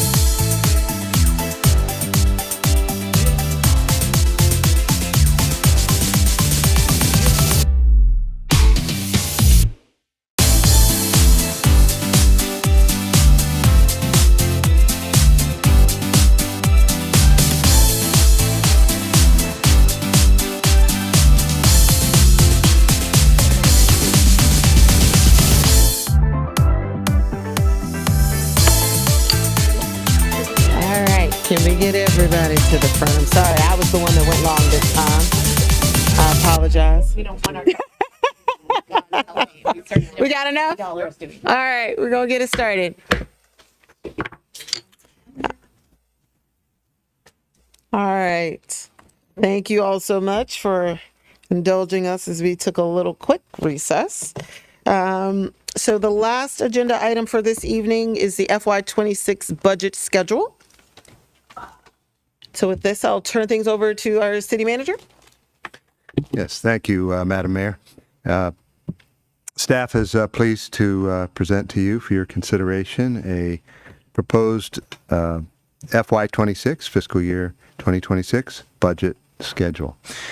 And before, and I think Andrew's going to try and get it up on in the screen in a moment, so everybody, including folks who are viewing, can follow along. I know council has copy as well, but just as a point of introduction, the approach that my team and I took in developing this proposed budget schedule for next year, we tried to listen hard and incorporate some of the things we heard from members of the mayor and council as well as the public with respect to what can we do to provide a more productive, more transparent, and more inclusive budget process than before. And that's not to say that there was anything wrong whatsoever with the past, but we can always improve on things. And I think some of the themes that we heard were, hey, we had a pretty compressed time frame. I think we didn't have as much time for the mayor and council and the public to consider material as we would have liked between when the budget proposal came out, which was for a variety of reasons a little bit later than usual, and between work sessions and that hard stop that we have when the mayor and council must act in early May, that bookend there where we have to get the tax information to the county and council tries to wrap up the budget. So we've unpacked that by starting earlier. That's the one side that has flexibility.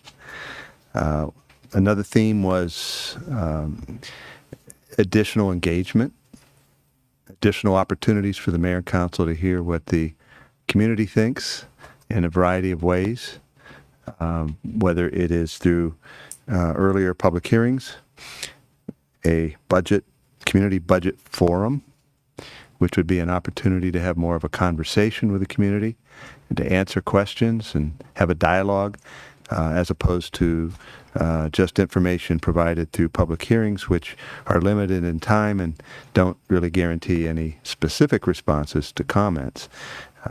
Those are still important. It's important to get that kind of information on the record timely, but this having a budget forum is something that I'm proposing, in this case for November 12th, that's early enough in the process that staff, the departments, haven't yet completely formed their proposal to me. And I thought it was important that they had an opportunity to hear from the community and that you had an opportunity to hear from the community, and frankly, anything that the mayor and council would wish to add at that relatively early date that's germane to the coming budget. Related to engagement is outreach.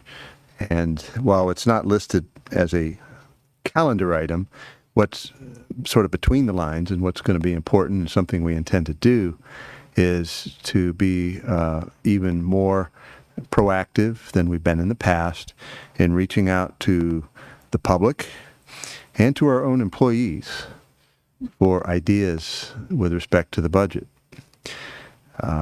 One of the ways we reach out to the employees is mentioned here.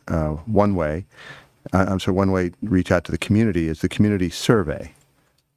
And to that extent, we'd like to have something that starts relatively early in the process. We're proposing to launch it October 14th and run through February. This would be information that would be collected on an ongoing basis, be accessible for review by the mayor and council and the public at any time, and ultimately be some feedback and some input that we hope will be contribute positively to the creation of the budget. Likewise, I'd like to have a formal survey of the mayor and council. I know that we've had in the past, the city has done work sessions or otherwise had discussions about mayor and council priorities, which is very important. What initiatives, what goals, which projects rise to the level of true council priorities for the budget. That's been done before. I think in addition to that, and one way to help organize thought around that and to simplify the process a little bit would be to have as a component of that overall effort a survey of the mayor and council. So we're going to put a draft survey together for your review. We want to make sure that the questions that we're asking you are encompassing all of the things that you think are important to relay to staff as we develop the budget for you. We're also going to be trying to reach out in various ways to the community, to populations that have not traditionally participated, might not necessarily feel comfortable or have had a lot of experience in coming to the community center in formal meetings. So we would like to encourage folks to do the survey and certainly like to find new ways to reach out to our residents of all kinds, newly arrived, long-term residents, both, the wide diversity of people that we have here, vulnerable populations. How do we best engage them to be part of our process? And this is an area that I will certainly benefit from hearing ideas from the mayor and council, and frankly, anybody in the community that would wish to share that with me and my staff. But we would like to work on that. We'll be working on that with our communications department, with Donna and her team, and otherwise through the finance department, budget, and my office as well. So those are some themes. We know also with an election, we will have a newly constituted mayor and council by mid-November. So the thought is to do the survey of the mayor and council during of the new council, since it will be the new council that will be ultimately giving direction and approving the FY26 budget. That unfortunately does call for some tight timeframes, which is reflected here. We're not going to have a lot of turnaround on a council survey, for example, because it'll be the new council and we'll need to get information fairly quickly back. But we don't want to miss an opportunity to have some public discussion of the outcome of that survey, and opportunity to, as a staff, to receive whatever the consensus of the mayor and council is with respect to the survey and beyond the survey. Just to talk in general about your goals and priorities for the coming budget. And so that opportunity is going to be provided here and is reflected in this calendar. So broad-based, those are some of the goals heading into this. It otherwise allows for more time for the mayor and council next year, in that I would be delivering a budget proposal to you earlier. I think this past year it was the end of, what was it, end of March? End of March, as it turned out. We're shooting for getting this to the council before the end of February. And so to me, that's unpacking the schedule a little bit, allowing for a little more breathing room for both the mayor and council and the staff that have to make adjustments based on feedback from the mayor and council. The finance department was hard pressed last year with some very short turnaround times, and I think that always opens up the possibility, just in addition to being stressful. Sometimes it can be fertile ground for mistakes or something missed, and we want to minimize the risk of that. It also gives staff a little bit more time to think about the feedback we received before the next step and to present perhaps even better options as a result of the feedback we received. So in looking at this schedule, if we could go back to the beginning, please. And this just sort of lays out what will be occurring along the way. The candidate nominating caucus has already occurred. We are tonight discussing this budget schedule. September 25th, voting session, we would like to have approval of the budget schedule. Is that now shown on the subsequent meeting, Andrew? That's on October 9th. I don't know if that changed. I was looking at the rolling agenda and And I guess this is why it's draft, right? We can make adjustments if we need to. So yeah, it's currently listed as September 25th, but if we wanted to provide some extra time prior to the voting session, we certainly can. I think the next council meeting would be the 9th, October 9th. So yeah, right now the rolling agenda is showing October 9th voting session, resolution approving the FY26 budget schedule. That's what's on the rolling agenda. Additional time before the vote. Okay. Right. So that will be coming to Mayor and Council soon, but of course your feedback this evening will be very important following the presentation here to let us know what you'd like to see adjusted, if anything. We are looking at doing a council candidate orientation. The reason I mention this, and it says October 1st, it may also be October 8th or October 15th. That's yet to be determined. We're trying to just nail down availability of folks, like the city attorney's availability. And the idea with how this relates to the budget is, of course, it's an information session, and one component, certainly not the only component, but one component of a council candidate orientation would be for my staff and I to discuss the budget process a little bit. October 14th, we are thinking about that as a date for the community survey to be launched.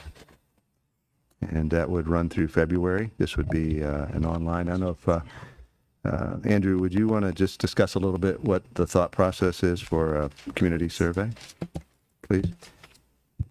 Sure. So we're currently working on a community survey internally. We're basing it largely off the Rockville model, but we'll certainly be making modifications that suit the city of Tacoma Park, and we'll also run it by our senior leadership team before we bring it forward. But the idea is that we would have it open for a long period of time. One concept we've tossed around, I think makes a lot of sense, is that we would actually have a round of the survey close by December 2nd, which would mean that there could be some opportunity for council to sort of look at what that initial feedback is as they're talking about their budget priorities for the upcoming fiscal year. And it would also, I think, deadlines are really helpful when it comes to doing surveys. So a shorter deadline might make some sense there. Yeah. And then we can obviously advertise it as well during the community budget forum, say, hey, make sure you fill out this survey as well. So that's the initial thought. Maybe a version of the survey after that initial period would then be open again after that as we start presenting the budget, but a little bit to be determined on that. Yeah, and because this is an informal survey, not a scientific one, there's not going to be staff analysis. It's not going to be quantitative conclusions drawn from the survey, but it's still going to have great value, and I know this from experience that we're going to see some tremendous ideas. We're going to see some constructive suggestions.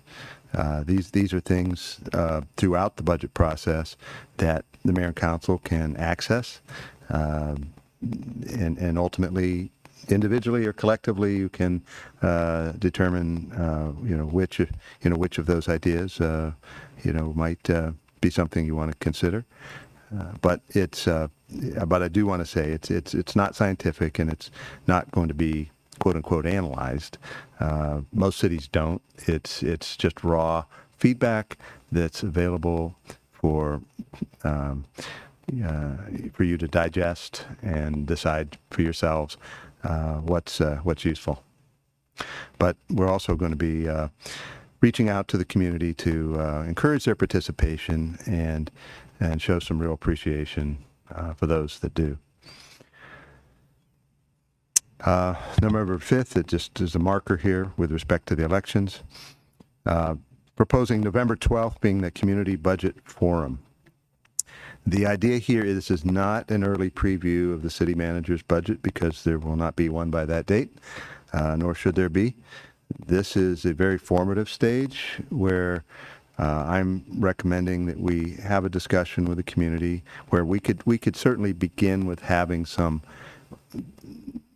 high-level overview of how the budget process works, how our budgets are constructed, and what our charter requires, and operationally what how we operate within a budget, what's the purpose of it, and so forth.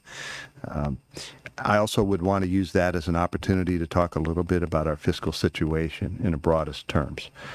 The word structural deficit has come up before, and I think we all know we've had challenges in recent years, and we're going to continue to take on some challenges. What are those challenges, and what are some of the what are some of the things that we did in the current budget to try to address some of that? I don't mind saying in general terms some of the things we might be thinking about as a staff for the next budget, but I really want to stay away from any specifics.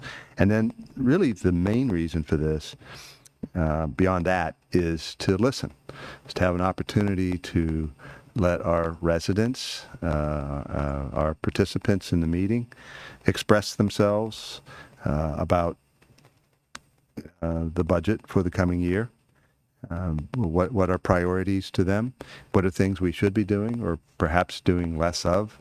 What should we be emphasizing? Where's the guardrails, with respect to a hypothetical increase in the property tax rate, or just, anything that is important to them. I think we'll have some time limits. We'll have a little structure to the meeting. I will have my department heads available. I think it's important that they're there to listen. I would like to try and keep from having discussions that are overly granular. I don't think this is the time to grill a department head about the criteria of a particular program or something like that. But just talk a little bit in broader terms. What are some of the overall goals that staff has been recommending and administratively, and what are some of the things that we're trying to help the mayor and council at least currently achieve, and what platform do we have, what superstructure do we have to best, digest and process feedback from the new council and the community as we go through the whole budget development process with public hearings, work sessions, as we continue to modify the budget proposal that comes out from my staff and me, and ultimately work towards adoption. So that's generally the goal of the more details to come. This again is November 12th. We're having a meeting as soon as I think Monday to begin planning that session.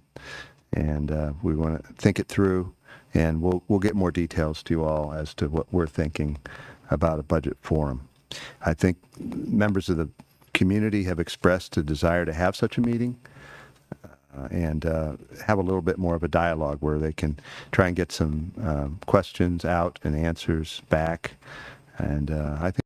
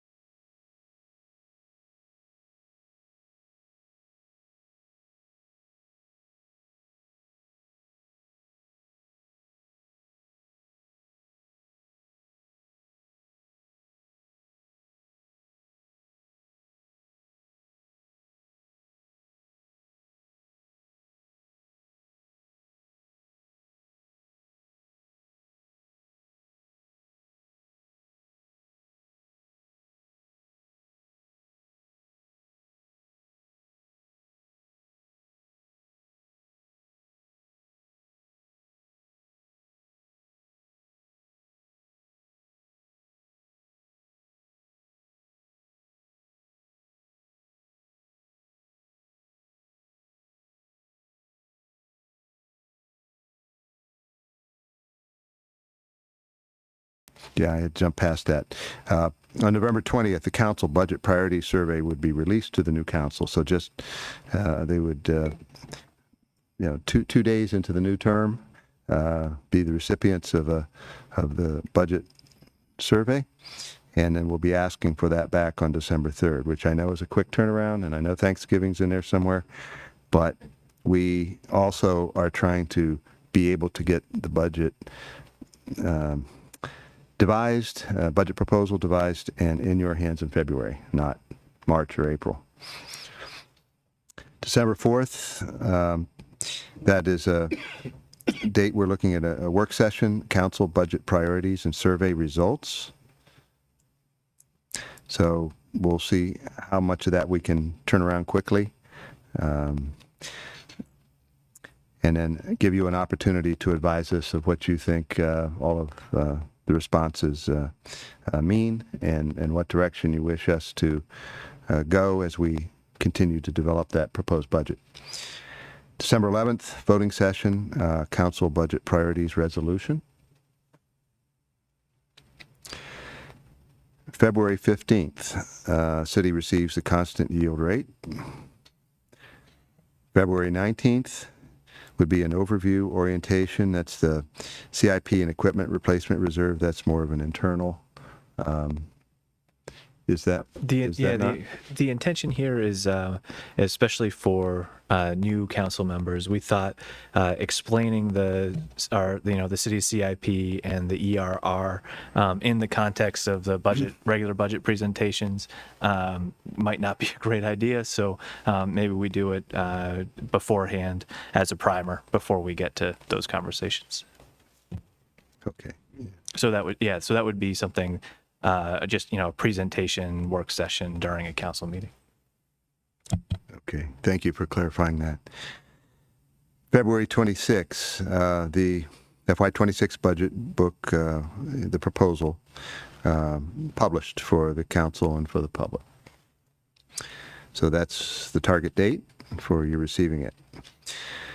Council meeting on March 5th, I would present an overview of the draft budget to the council. We would begin to have department budget presentations. Part 1 we're proposing would be administration, where we cover city manager's office, IT, HR, ARPA, finance, city clerk, and communications. March 12th, we would continue with department budget presentations. This would be Part 2, Public Works, HCD, and Library.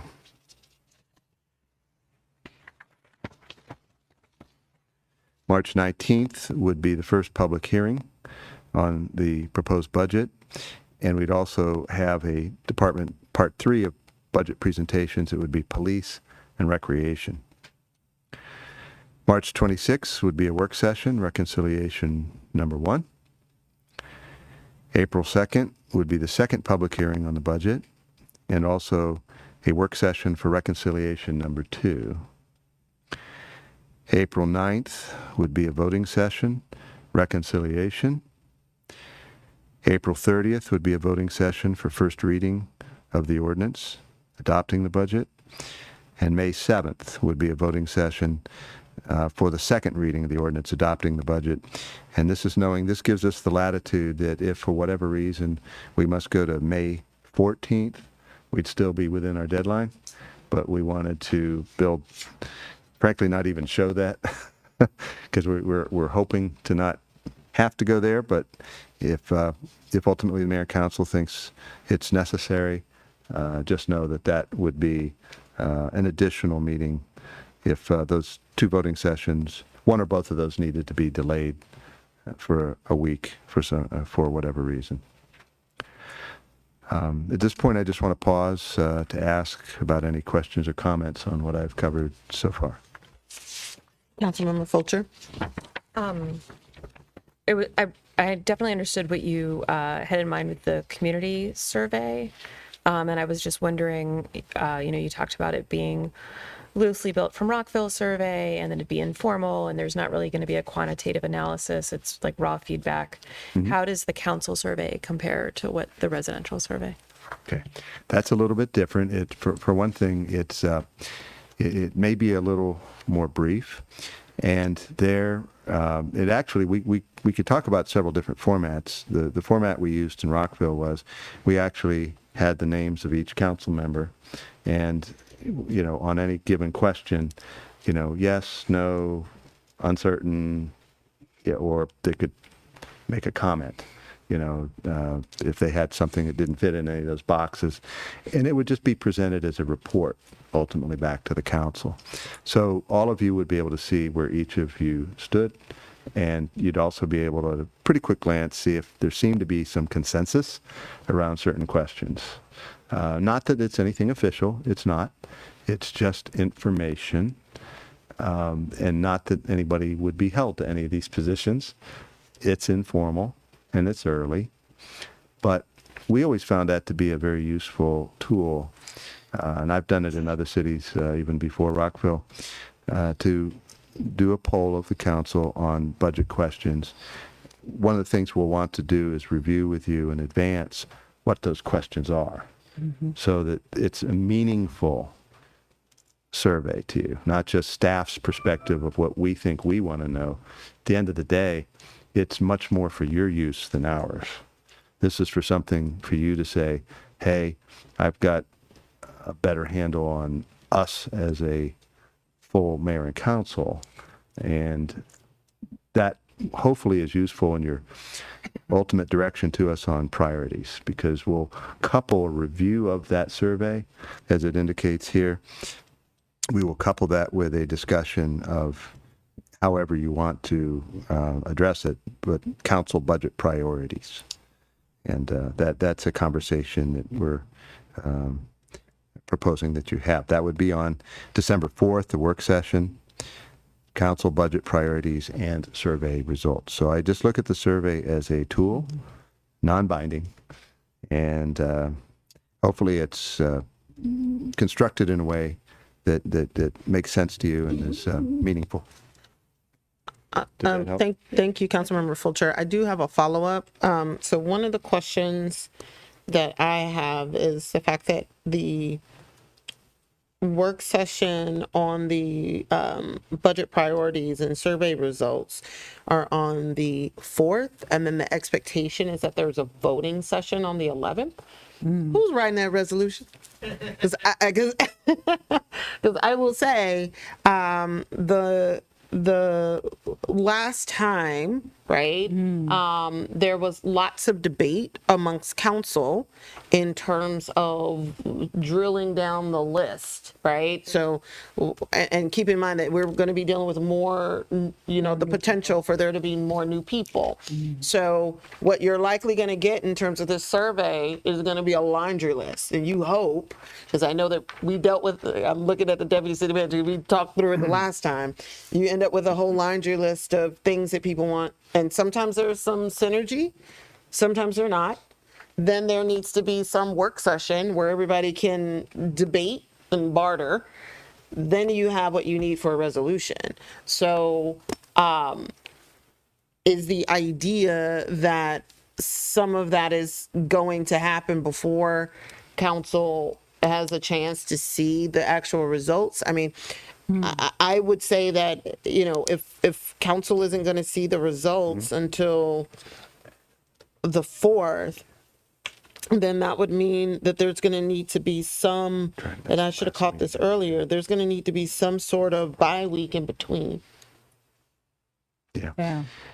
What's difficult is, you know, from the calendar standpoint, is that you see where we jump from December. Oh, no, I believe me, 11th, I'm right? That's hoping your to be last on a meeting. nice beach somewhere warm, Yeah. all inclusive, where no one speaks English but me. So And maybe the yeah, it is tight, and it very well could be that there should be an additional work session, and you know, we're very open to that kind of. This is exactly why we want to present a draft here to you, that ideally for staff, we would have accomplished the priorities resolution by the end of the calendar year. If December 11th is your last meeting, that's why that's listed there. But it's also, there's such a tight period of time between swearing in of mayor and council members on November 18th. Right. And getting everything buttoned up by the 11th of December is, you're talking about 3 weeks. I mean, the only thing that I could imagine is that work session would need to come with a recommended resolution. Because otherwise, yeah. Yeah. Because otherwise, I hear what you're saying in terms of time, but otherwise, if Now, what you're looking for. The good news is every other year you won't have this problem. Yeah, exactly. Because you could do that budget survey earlier. You don't have to worry about doing it after November 18th. Yeah, It could be in October. No. I completely understand that. I think what I'm saying is, in order for you to have a set of priorities that the council has agreed to, the council is going to need to be able to see how everyone has ranked their priorities, and there needs to be some opportunity for discussion Yeah. on And what reacting to a ultimately is draft. included in that resolution, regardless of who's writing it. Well, the hope was that on December 4th, that work session is where you discuss the survey results and you discuss those survey results as you're suggesting, and how that relates to budget priorities. The problem is that's such a quick turnaround from when they're due. The real challenge there is staff being able to receive that one day and have the meeting the next day. I just don't know how feasible So here's that what I'm suggesting, and I just need to take a little bit more time to think through this, because I know that the council orientation is going to be on November 20th. Understanding that Thanksgiving is going to get in the way, the only way this thing is going to work is if that survey results come back earlier. So, and then that way, at least the results would be able to be shared with council. And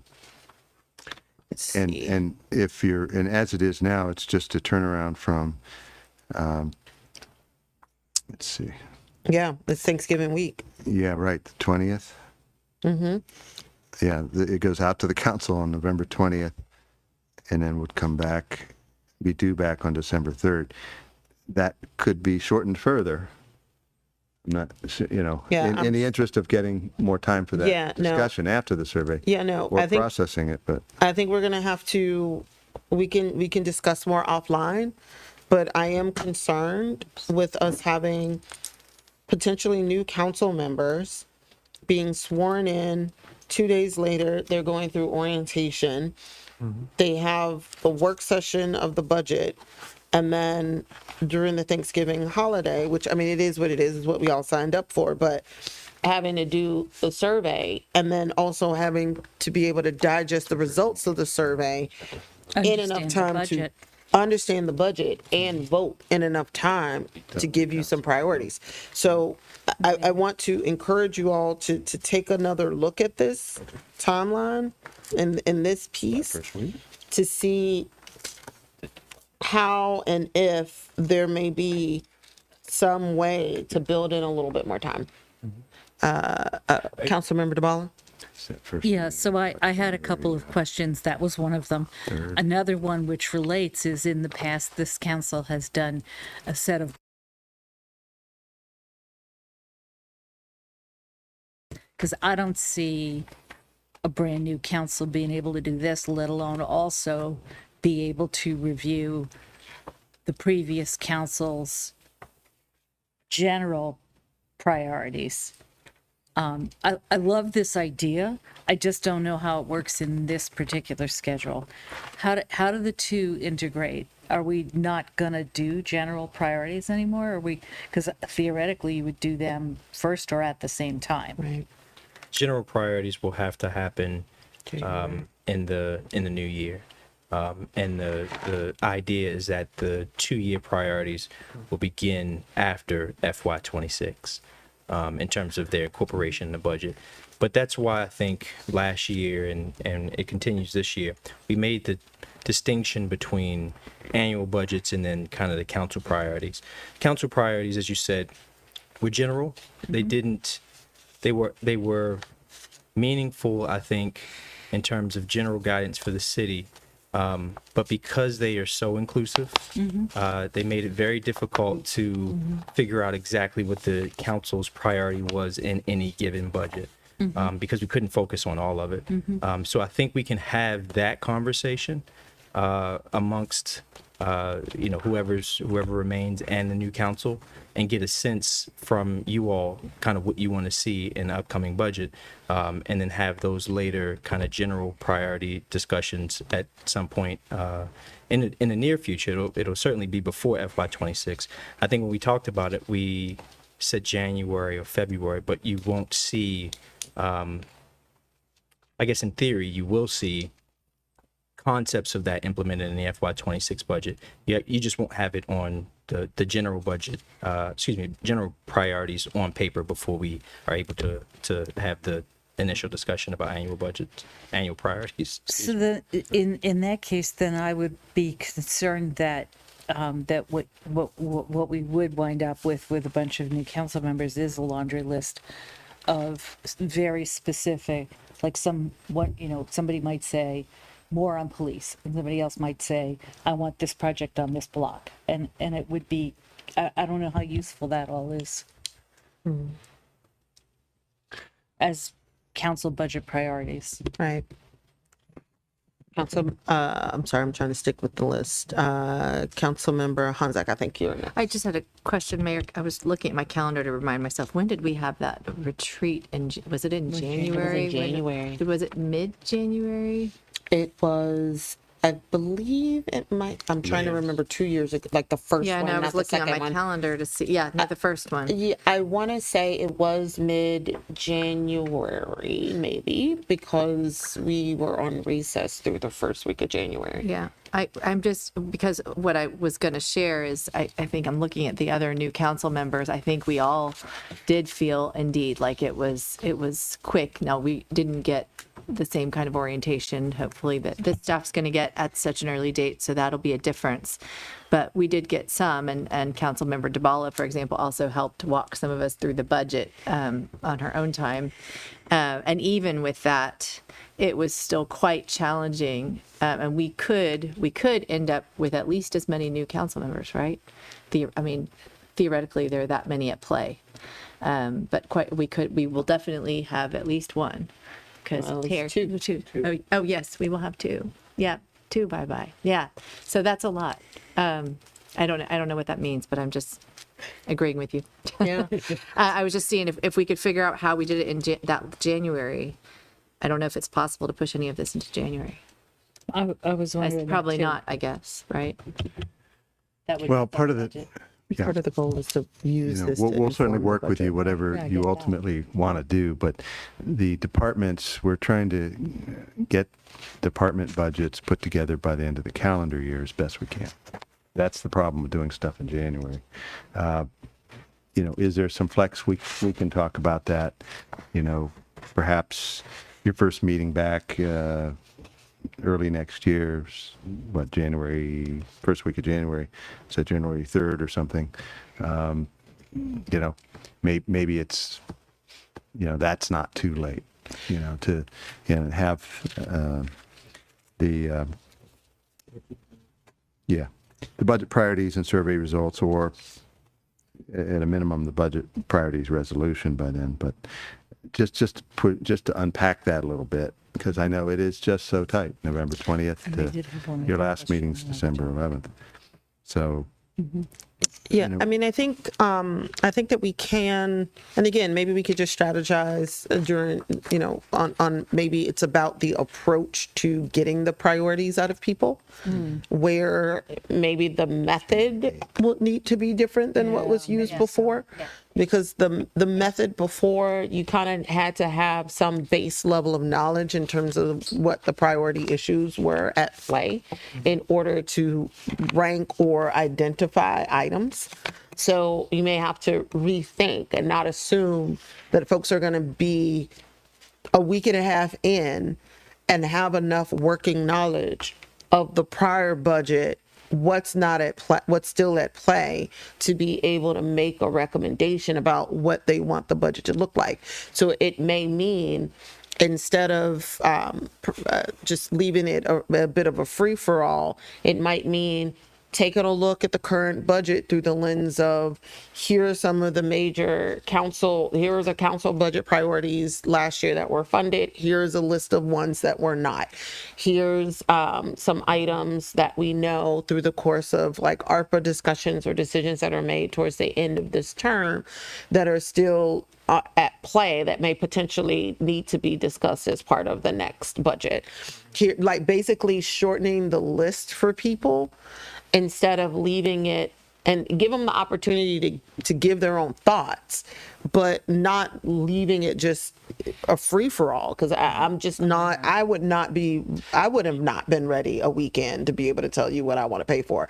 We would only be paying for the rec center if you asked me once I got into office as Ward 6 rep what I wanted to pay for. Another way, and I'm not sure if I even like this, but another way is if we're doing the council budget survey, then that might suggest some results, and maybe for the first time out, that's enough to know, and maybe that's what we focus on.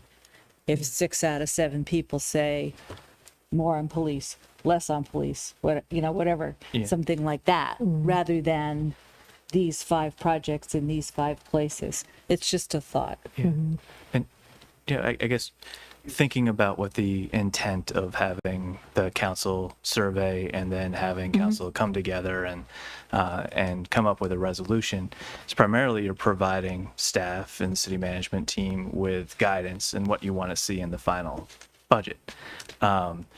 That's not the end of the process, though, when the city manager proposes the budget. So if, we'll hold you to the resolution as we're preparing it, but if there are new things that come up over that period of time, learn more about ERR and CIP and have a better understanding of the city, that's certainly something that we can talk about in reconciliation and those other times. So, I don't want us to be overly concerned with trying to compress. It's very helpful for us, but trying to compress everything into a very, very tight window. And thinking about ways to get more, I guess, sort of capacity in that period of time. I see there's a few options. One, we could have the budget survey due earlier, sometime during the week of Thanksgiving. We could add council meeting dates in this budget. We don't have any Monday meetings right now, but something we could think about maybe that week of December 11th to add, again, some more time for conversation. And then, I guess the one city manager already mentioned, extending it to January, which again would push everything a little bit back for us.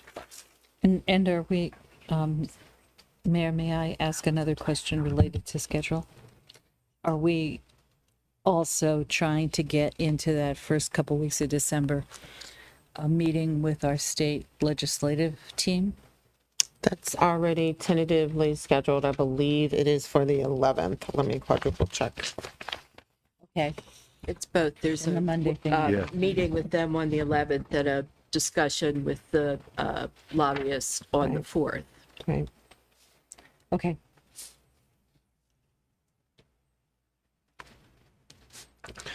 Right. Well, based on this discussion, my staff and I can work on some ideas on the calendaring. I don't know if we're going to be able to work that all out tonight. In fairness, Steve, let us, this has been helpful. Why don't we come back to you very shortly with some suggestions on those particular, that particular dilemma. Okay. In terms Councilmember DeBall. I did have one more question, and I really like this new approach, by the way. Yeah. For all that I'm being critical right now, I really like this. But I do have another question, which is a question that came up in public comment that I have wondered about myself. Can we separate the tax rate decision from the budget decision as we have the property tax revenue is becoming less and less a piece of the budget? If you look back a few years ago, it was a much greater percentage of the budget, and now it's a little less. Is this the time to consider whether we can decouple them, or is that just not done? Well, cities don't do that for a variety of reasons. Okay, so- And and that's it. and I really want to That's not- consult with Susan so that I can get available to you all and publicly, the rationale for that. But, a lot of what gets added to the pages and stuff is illustrations, annexes, additional. Oh, just yeah, I'm not talking supplement. It's about not 100 pages. substantive, it's things that just take a little bit more time to, assemble, but they're not changing the intent or the letter of what council approves in May. It just fleshes it out with, frankly, makes it a better document. And most cities, they're still working, a lot of cities are still working on their budget document. It's adopted effective July 1st. Sometimes I've seen the document come out after July 1st. That's the final. And so it might not even be feasible to get it done before the beginning of the new fiscal year if we're not like truly adopting the budget until the book is completely finished. You might actually be into the next fiscal year already. But there's a lot of reasons that finance has for that, and I'll share that with you. Okay, thank you. Okay, Councilmember Fulcher.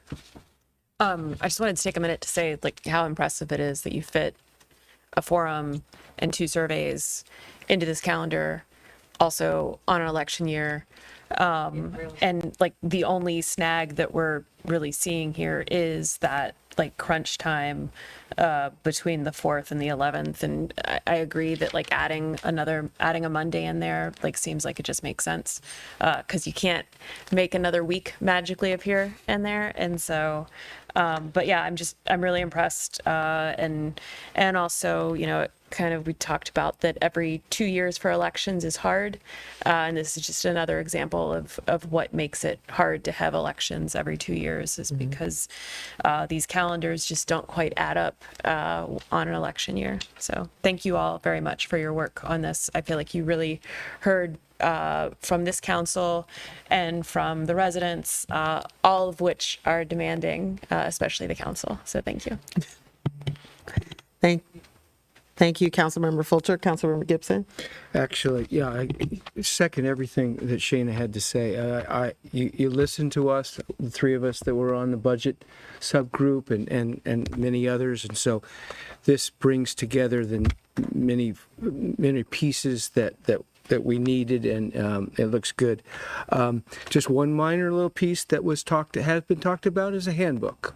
So I don't know whether that's a part of the orientation or not, but that was something that was, I think, agreed to, that we would have a new council members handbook, to make the orientation work well. I know that falls on Jessie, but she's good.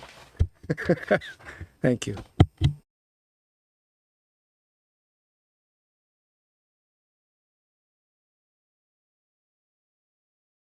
Seeing no more lights, I think we're done with this discussion in tonight's meeting. Would someone like to move for us to end tonight's session? So moved. Thank you so much, Councilmember Fulcher. Anybody else? Thank you, Councilmember Honzak. Everyone have a great evening.